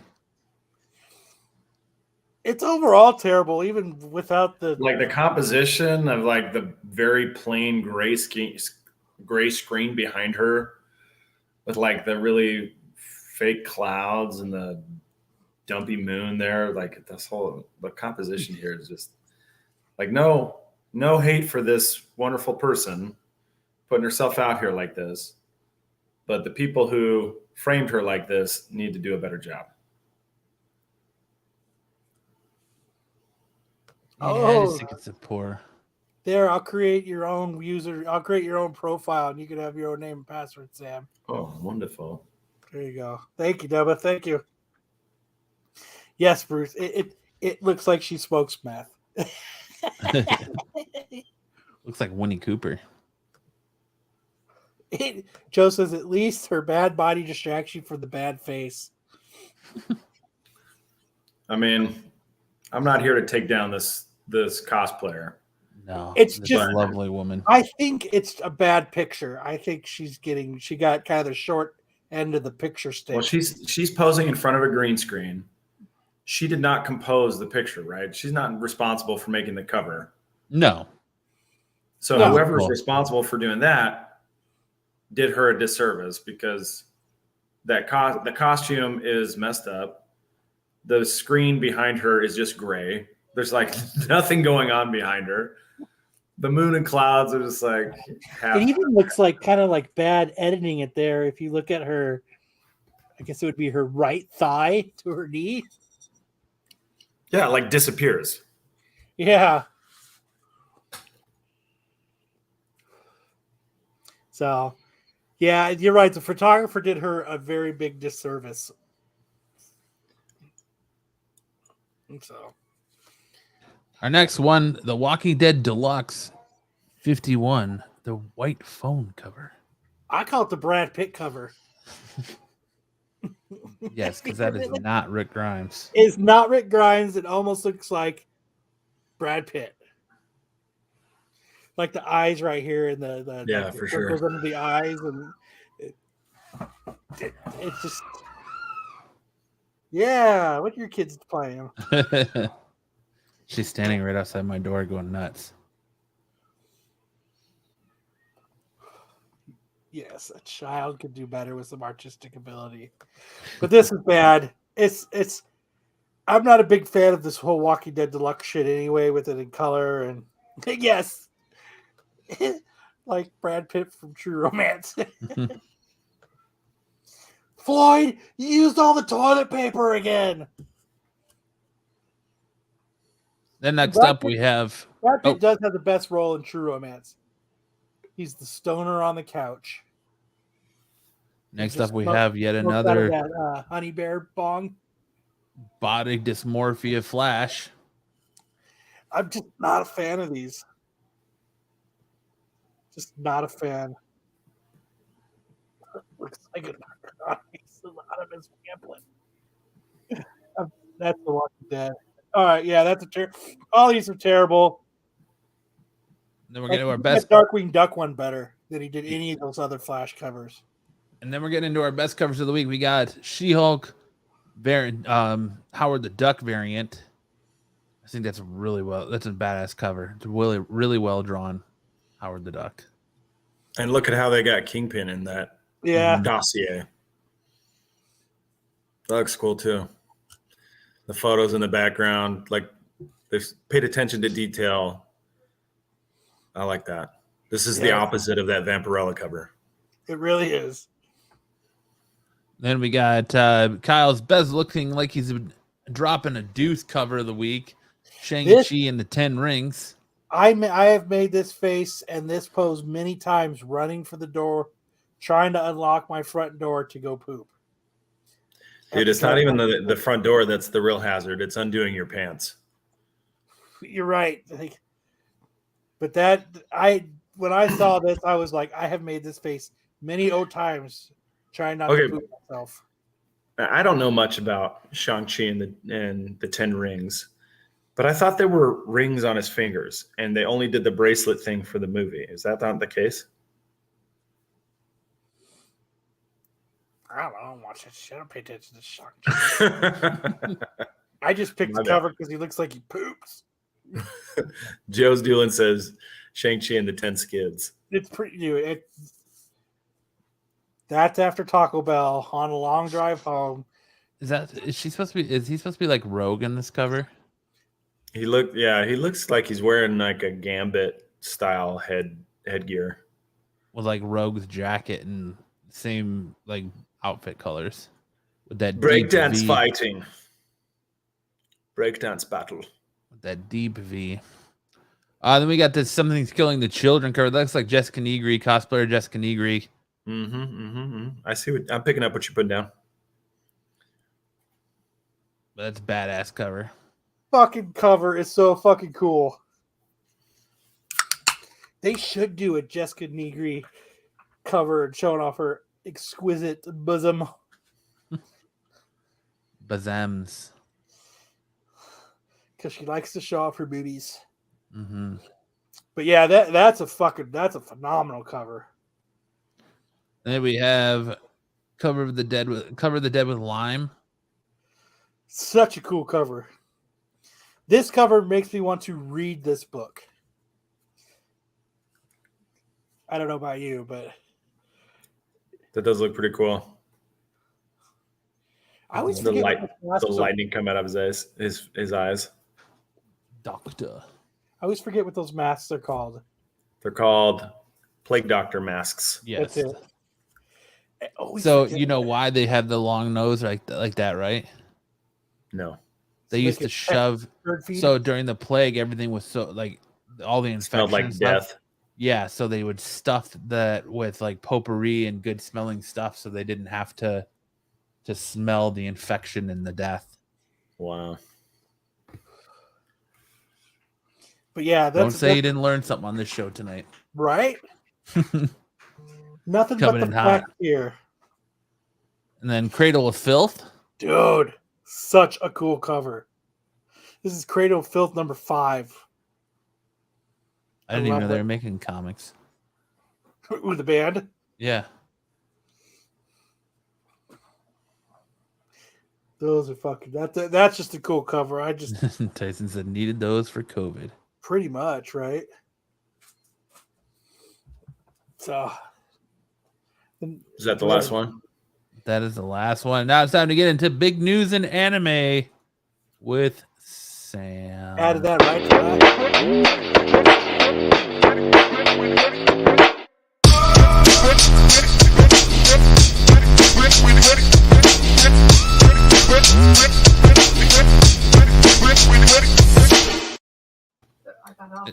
It's time for manga time. Manga fun time. Big news in anime and manga. You guys know I'm bringing you the good stuff.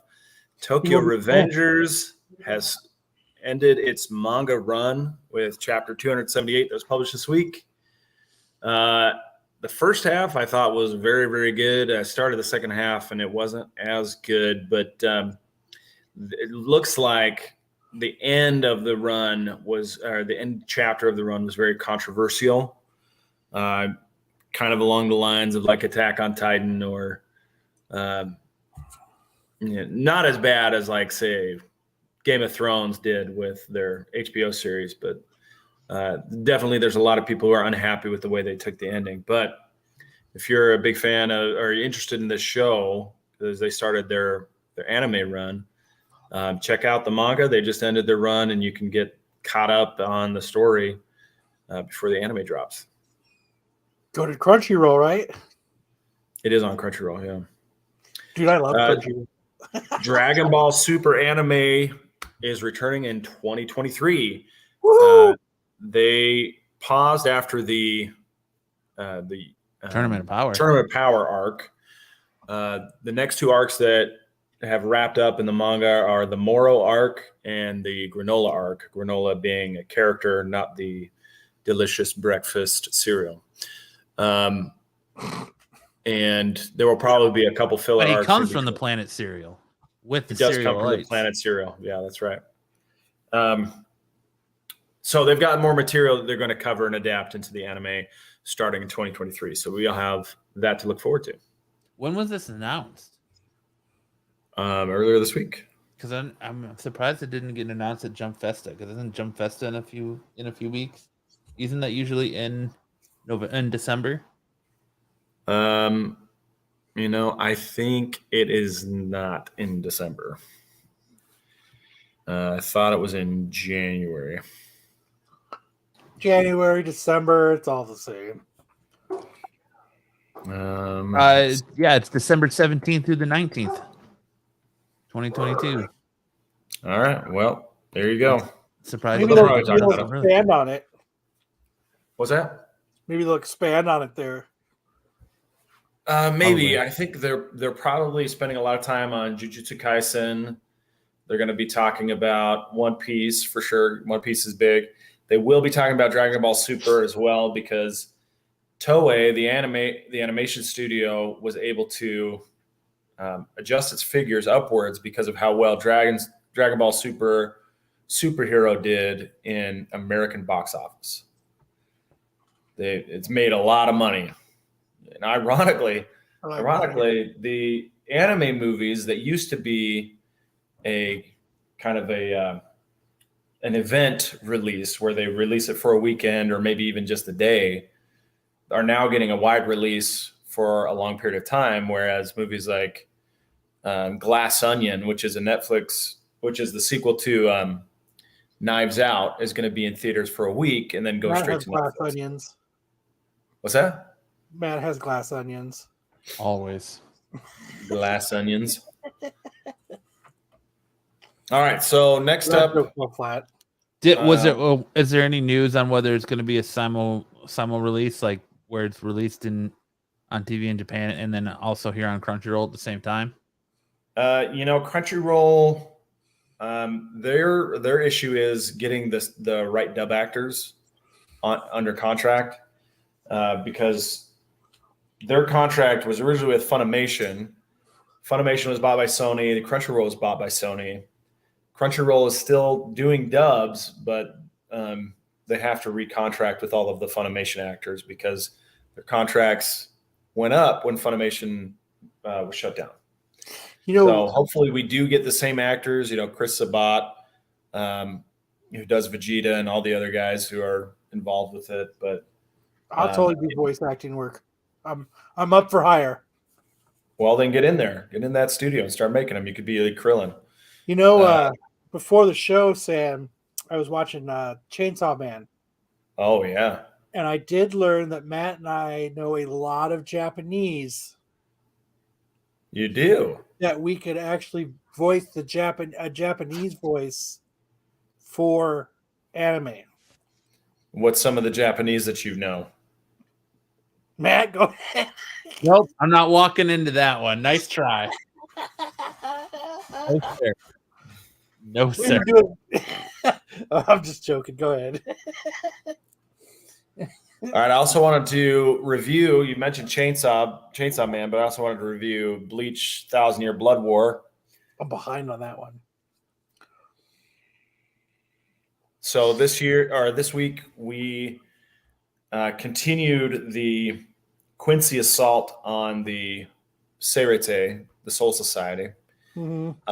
But the court guard captain, high captain, Captain Yamamoto came out and he did battle with Yu Hawak, who is the Quincy leader. And it was brutal. It was fantastic. It was like sent chills up my spine, how awesome Captain Yamamoto is. And if you haven't seen it or you're not familiar with the story, the Quincy's have the ability to steal the bankais of the Shinigami, the Soul Reapers, and not all of them though. There's only one person whose bankai can't be stolen, and that's Ichigo.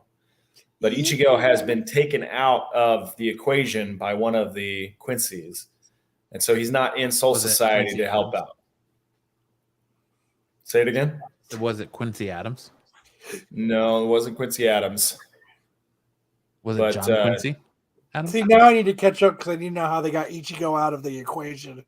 Yeah, he's really frustrated because he's out of the equation right now. But he and his team from they offered him $5 to look away. What's that? They just offered him $5 to look the other way. You don't know Ichigo very well, man. He doesn't right? Look away.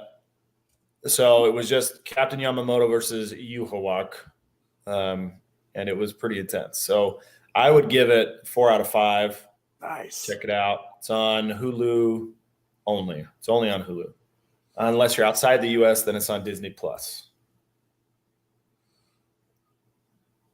So next, Chainsaw Man, episode 6. We're now halfway through the first core of season 1. So last week I was the only one that watched Chainsaw Man.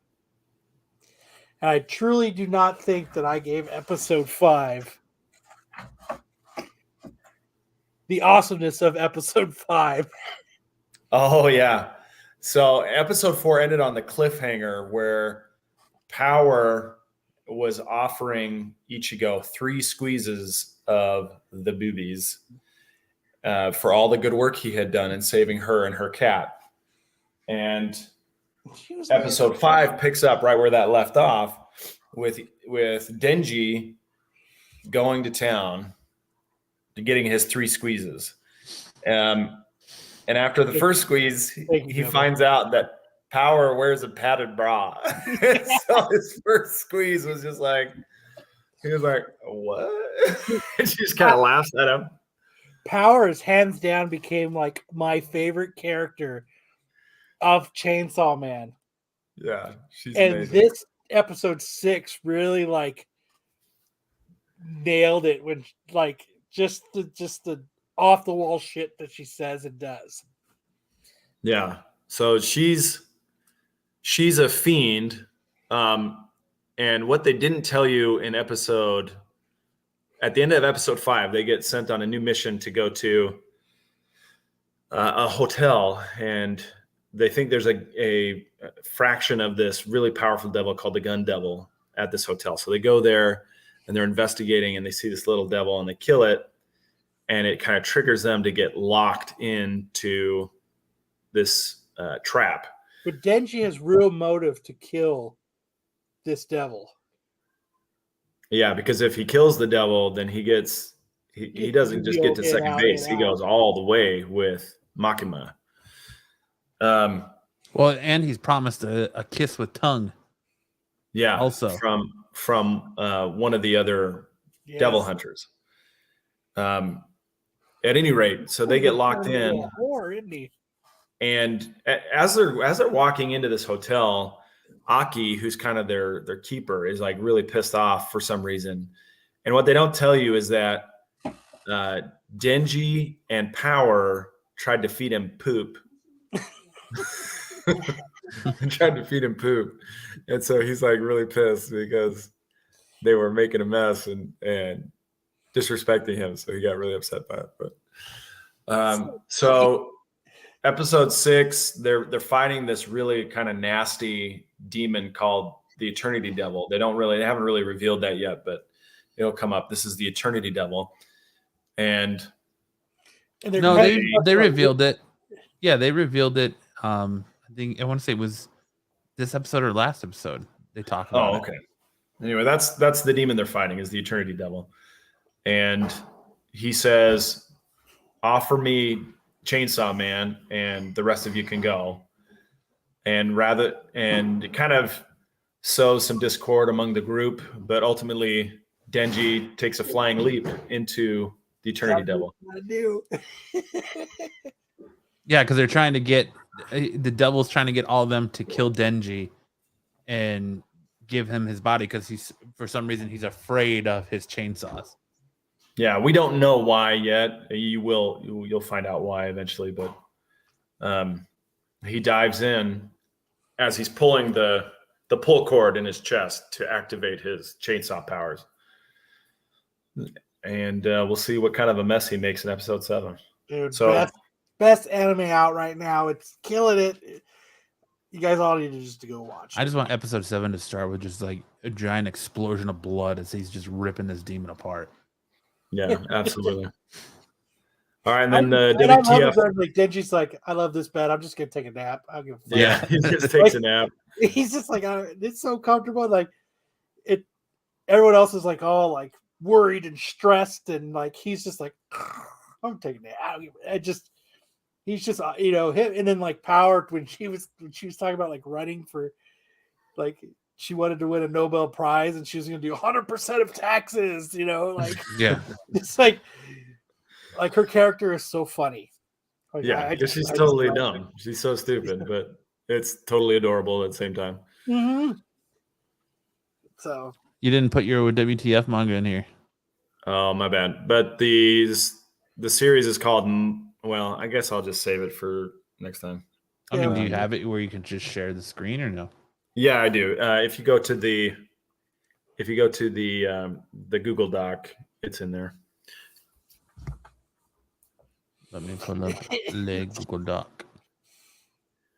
So this series for the WTF manga of the week is called Magu-chan, God of Destruction.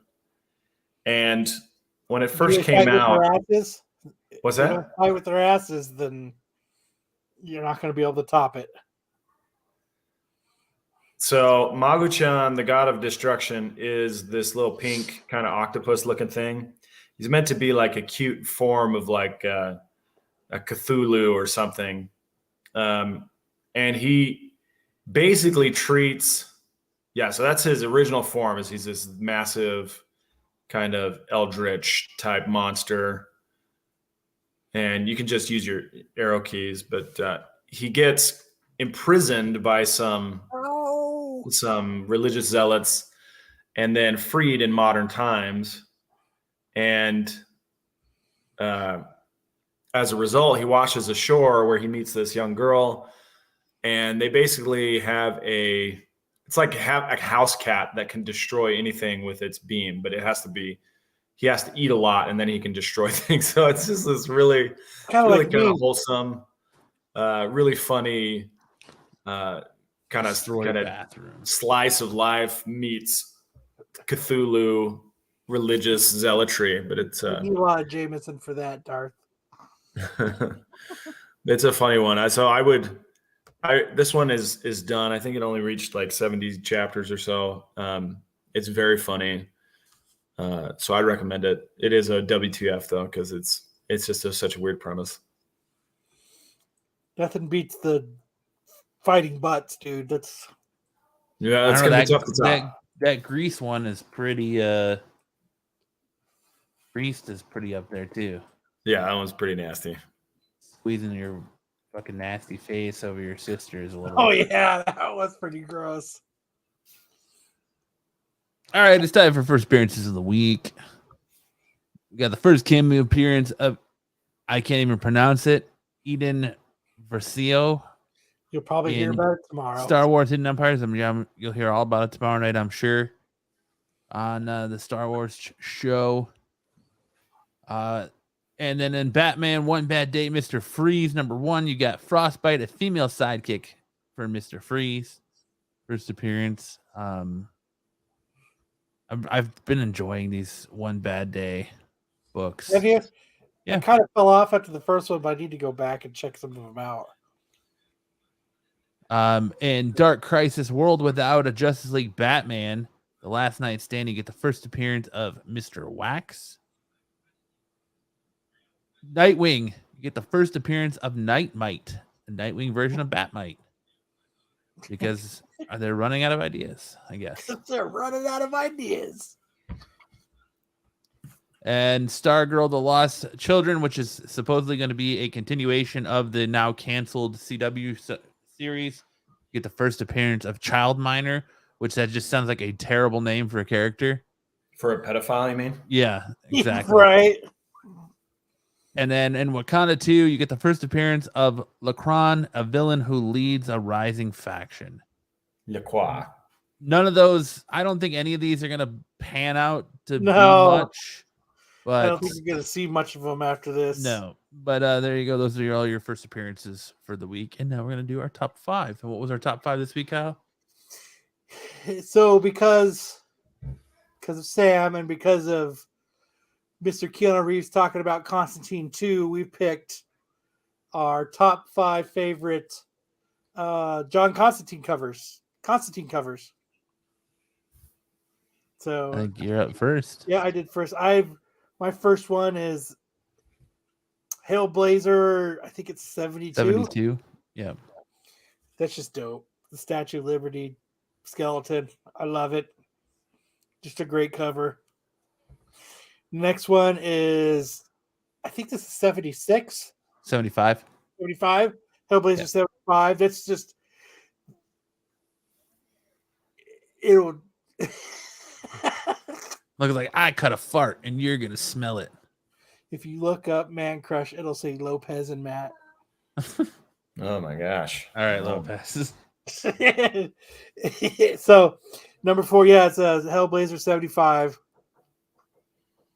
I think it's just dope. And then this is the number 3. I did the John Constantine. It's the Hellblazer Volume 5 cover. And it's just, I love it because it's Volume 5 Dangerous Habits. So it's got the fucking, he's standing on a pack of smokes, what I think is great. So that's my number 3. Number 2 is John Constantine, the end of the Volume 1, Marks of Woe. I just like that. He's lighting a cigarette off the tarot card as they're spinning around.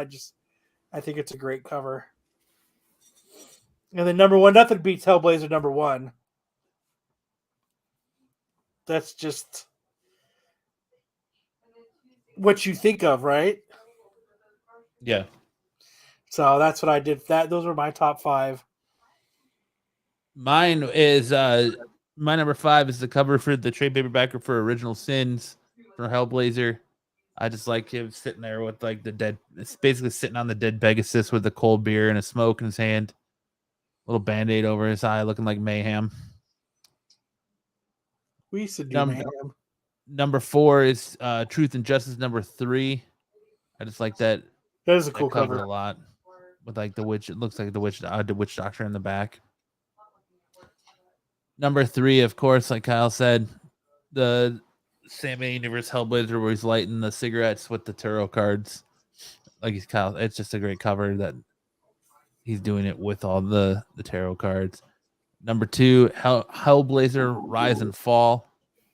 I just think that's an awesome cover with the skeleton and half face, still with that cigarette. And number 1, John Constantine Hellblazer number 12. I just love the contrast of the black with the red hands and then his face. I just think that's a really well done cover. No, I didn't know they had a Constantine in the House of Mystery animated short on HBO Max. I'm going to watch it now. Yeah, Thank you, Joe. Thank you, Joe. But that's it for the top 5 this week. Sam picked our top 5, and he didn't even do it. Right? Sorry, I thought I had 2 more hours to get ready. Then He thought it was 3:00. It's all right. So the new rule for the podcast is everybody has to be ready by Friday. That's a good rule. Kyle's making rules now. I hate to do it. And I'm not that kind of guy, but it just looks like it's what has to be done. Pretty soon I'm going to hear Not that. my dad. Pretty soon I'm going to be told the only say I have is behind the scenes. If You're not keep it my up, dad. probably. Kyle rule number 1. Everyone has to be Number ready 1, by make Friday. it fun. So, all right. So I guess that brings us to Movie Wars, right? yes, sir.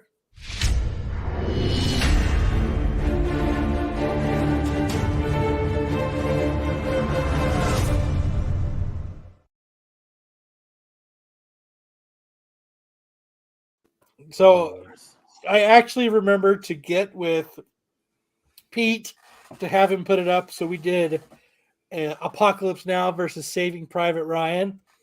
And your guys' votes, Saving Private Ryan fucking murdered. I wouldn't say fucking murdered, but it murdered Apocalypse Now. So now we're going to do... Yeah, it was 7 out of 74 votes, 61% Saving Private Ryan, 39% Apocalypse Now. Yep, you're right. Rule number 1, no Marco. The sheriff is not on patrol.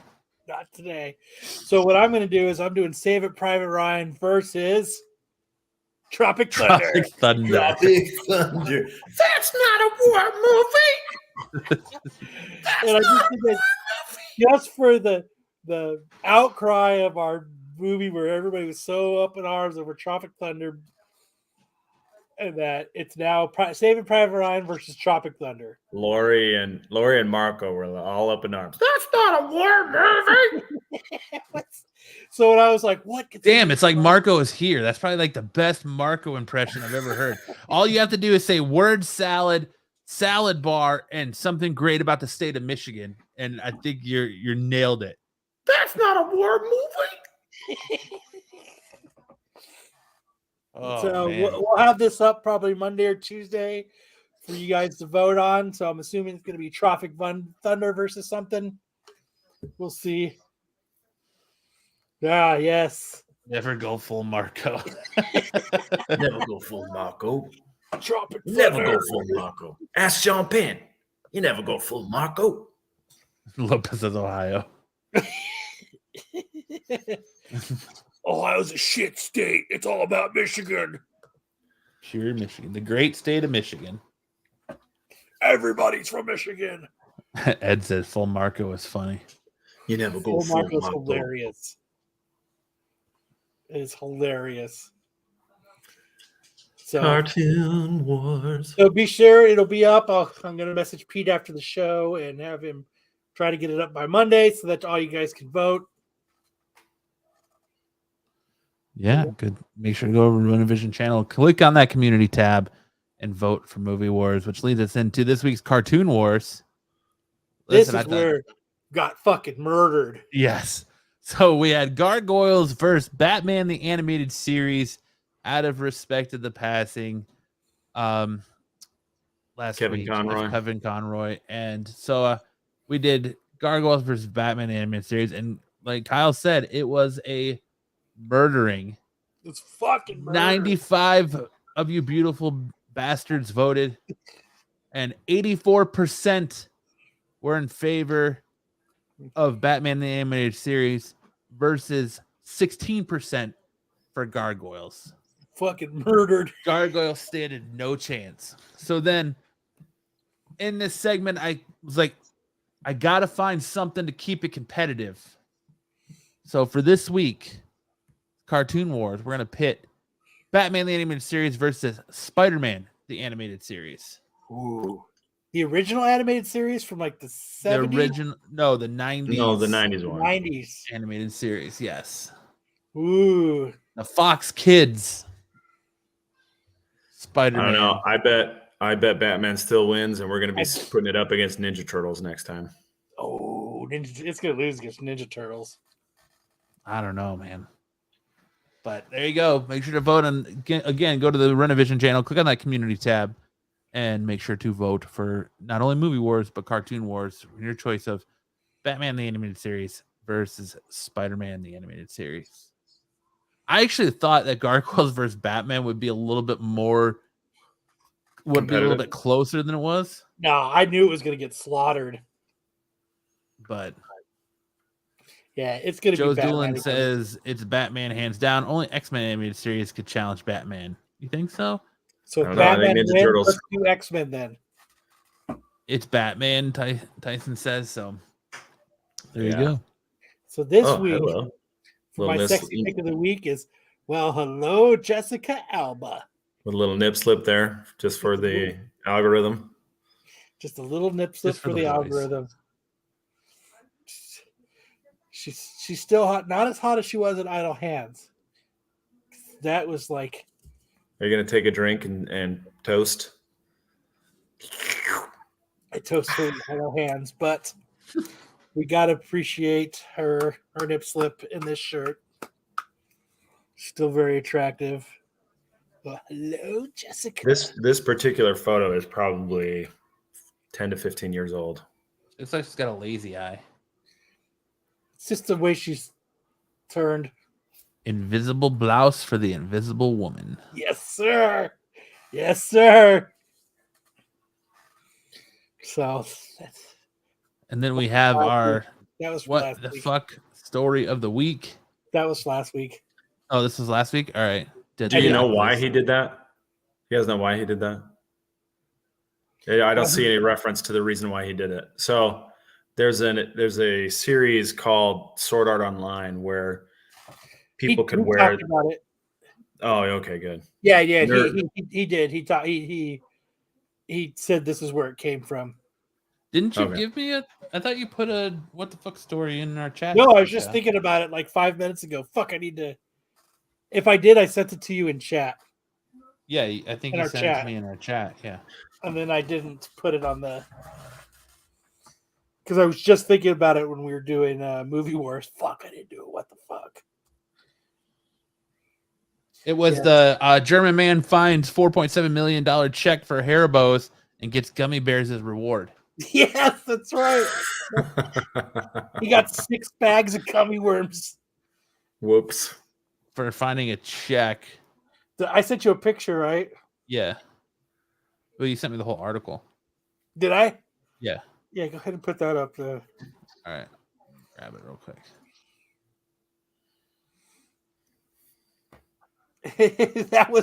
I was like, that's fucked. That's fucked. But yeah, I forgot I sent you that. That was awesome.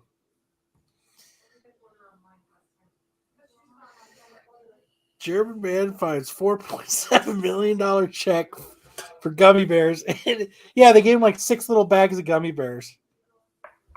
Hopefully not sugar-free. Could you imagine? Someone had to have been fired over that. The German man says a German man saw a piece of paper fluttering across the floor in a train station in the city of Frankfurt last week. Was shocked to find out that it was made out to the sweets maker Ribeiro for $4.7 million. The man, identified as 38-year-old Anwar, told the German news outlet he contacted the company and told him to destroy the check and then send them a picture of proof. So I'm assuming they got the check reissued then, if they're just telling them to destroy a $4.7 million check. Yeah. Once the check was destroyed, Haribo's allegedly sent a package of just 6 bags of sweets as a reward. That's fucked. He said, "I thought that was a bit cheap." He told the German newspaper, thinking that he saved the company millions of dollars. I mean, they're just going to cancel and reissue the check. Yeah, one of them was black licorice, it looks like. Ugh. Oh, so they gave him shit candy on top of it. Shit that Marco likes. Mm-hmm. That's not a war movie. I like black licorice. So, yeah. I would have tried to cash it. Fuck it. I would have endorsed that shit. I would have wrote my name as Oil Habrio. Habrio. Well, they said, whilst we recognize that this was a cross check that could not be deposited by anyone but the company this was addressed to, we were grateful that the man took the time to contact us, and we were pleased to share a sweet gesture with him as a thank you. You basically give him a middle finger, dude. Like, no way. Come on. Yeah. What does he expect? Like, Nobel Peace Prize? Come on, man. You found a check. Good job. It's not like anything can be done with it. So he shredded it. Good job. They were going to cancel and reissue the check. Like, it was great that he found it, but they really didn't need him to find it. No, but he took the time to call him and let him know, hey, I found this. And then yeah, so he got some free gummies. He got some free gummies. Black licorice. Maybe he liked them. Maybe he said, "What are your favorite Haribo?" And then he said he probably also followed up with, "That's not a war movie. That's not a war movie. I can't believe you guys put that on your list." All right, it's dodgeball time. Dodgeball update time.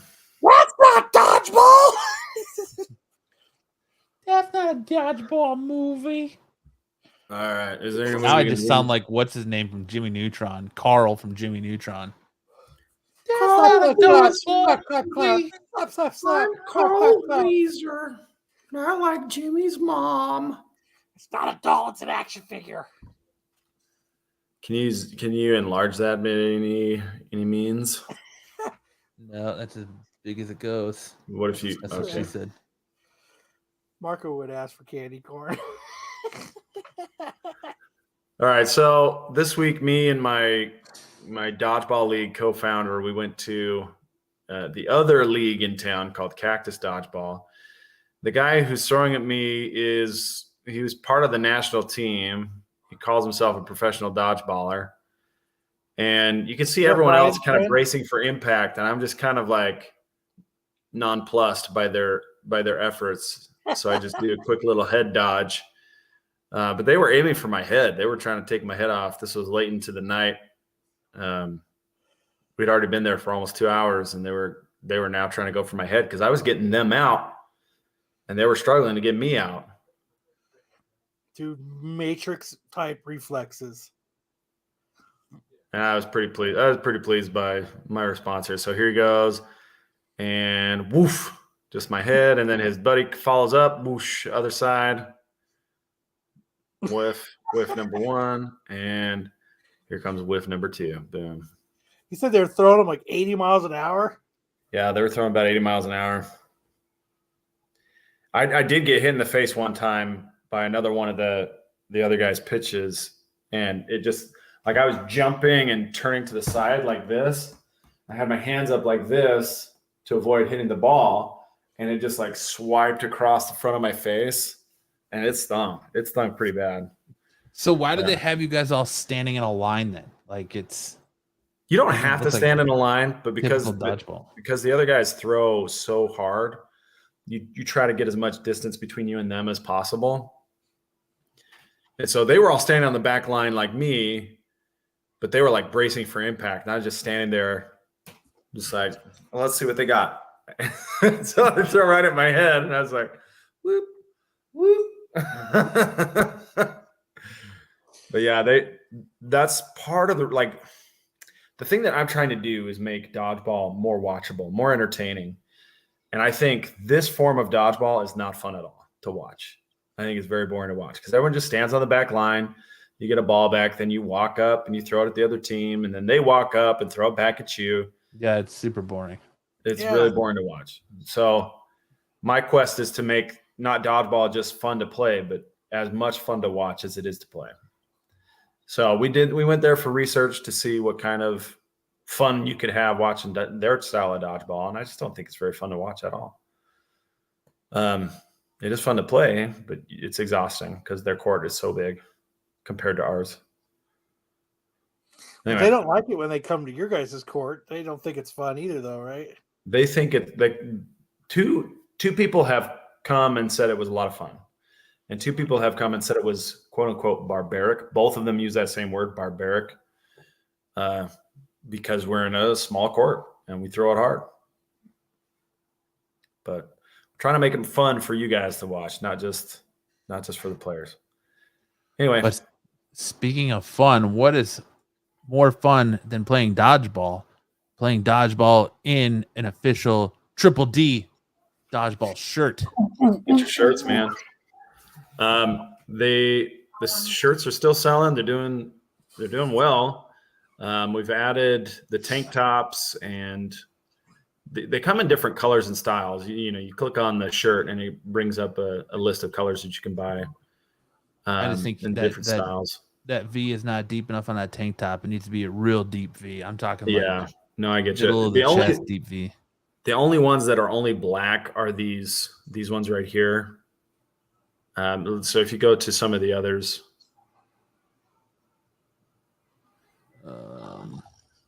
go down to the red one in particular. Like you can get different colors of these. There should be a lot more than those, but at any rate, different styles, different colors available on the shirts. And they make great holiday gifts for the dodgeball fan in your life. Yeah, for sure. Tyson said he would have went for the balls, not the head. That's what I always say. I always go for the balls. You're aiming for more of an area because even if you throw it off a little bit, you've got the whole stomach region. And yeah, those guys were definitely aiming for my head, and I was definitely aiming for their nuts. I go for the nuts. There you go, Triple D dodgeball. Thanks, guys. Everybody. Thank you, everybody, for hanging out with us. I love you guys in the chat. Make sure to catch the Star Wars show tomorrow. Make sure you catch the Totally Awesome show on Wednesday. Make sure you check out Mail Call Madness. Are they doing a tag show this Wednesday since Thanksgiving is Thursday?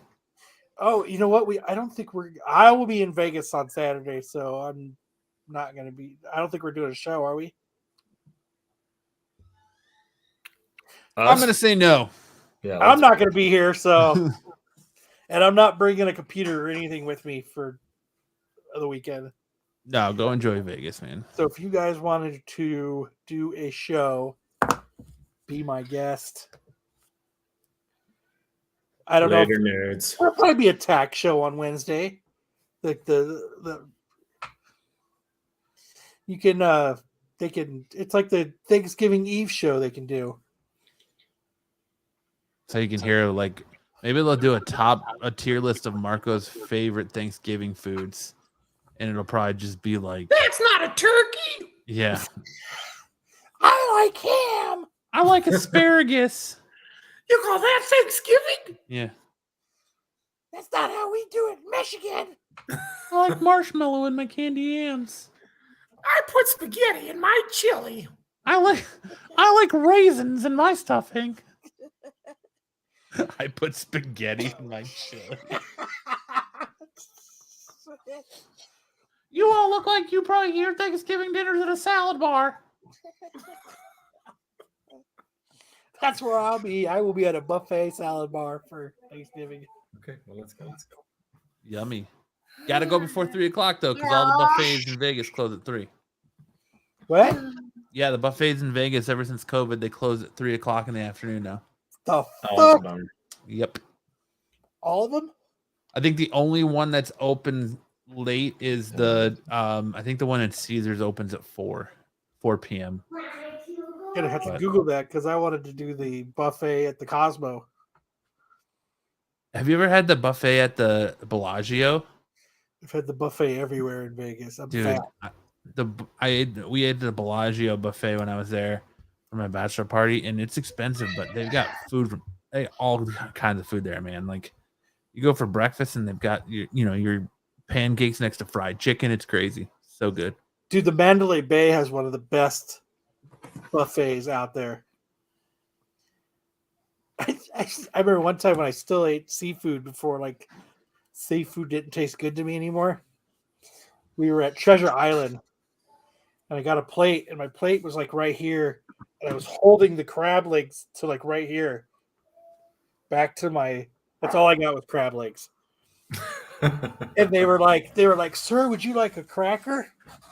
And like, to crack the crab legs. And I was like, nope. And I was just grabbing the forks. I was just digging into them and bending up the forks. And they kept coming. You're scaring the other diners. And dude, like, Please use our crab were flying everywhere on the people and shit. I was like, yeah. And they kept coming up to me, sir, we would really like to give you a crab cracker. And I was like, nah, I'm cool. And I'm just ripping them open with a fork. And I look behind me, the people behind me, like she's got like crab stuff. Oh man. I knew that with bacon Well, too. Have a great trip, Carl. I got to run, but you Yeah. can have a great trip in Vegas. All All right. Well, that'll do it for this week's episode of Saturday Night Special. I want to thank everyone in the chat for being so fantastic. Joe's Doolin said one final thought. Kyle went full Randy Quaid. I did. So, yeah, well, thank everyone for watching. Make sure you, like Kyle said, make sure you check out all the great content on Renovision across the channel. Make sure you check out Star Wars tomorrow night, Tax Show on Wednesday. I have to do it. Mail Call Madness on Friday, or you can come watch Absolute Geek, whatever you prefer. We're cool with either. And then we'll see you guys It's time for in 2 weeks. On Patrol. It is time for On Patrol. Maybe we'll see On Marco Patrol patrol in Live. the chat. All right, we'll see you guys in 2 weeks.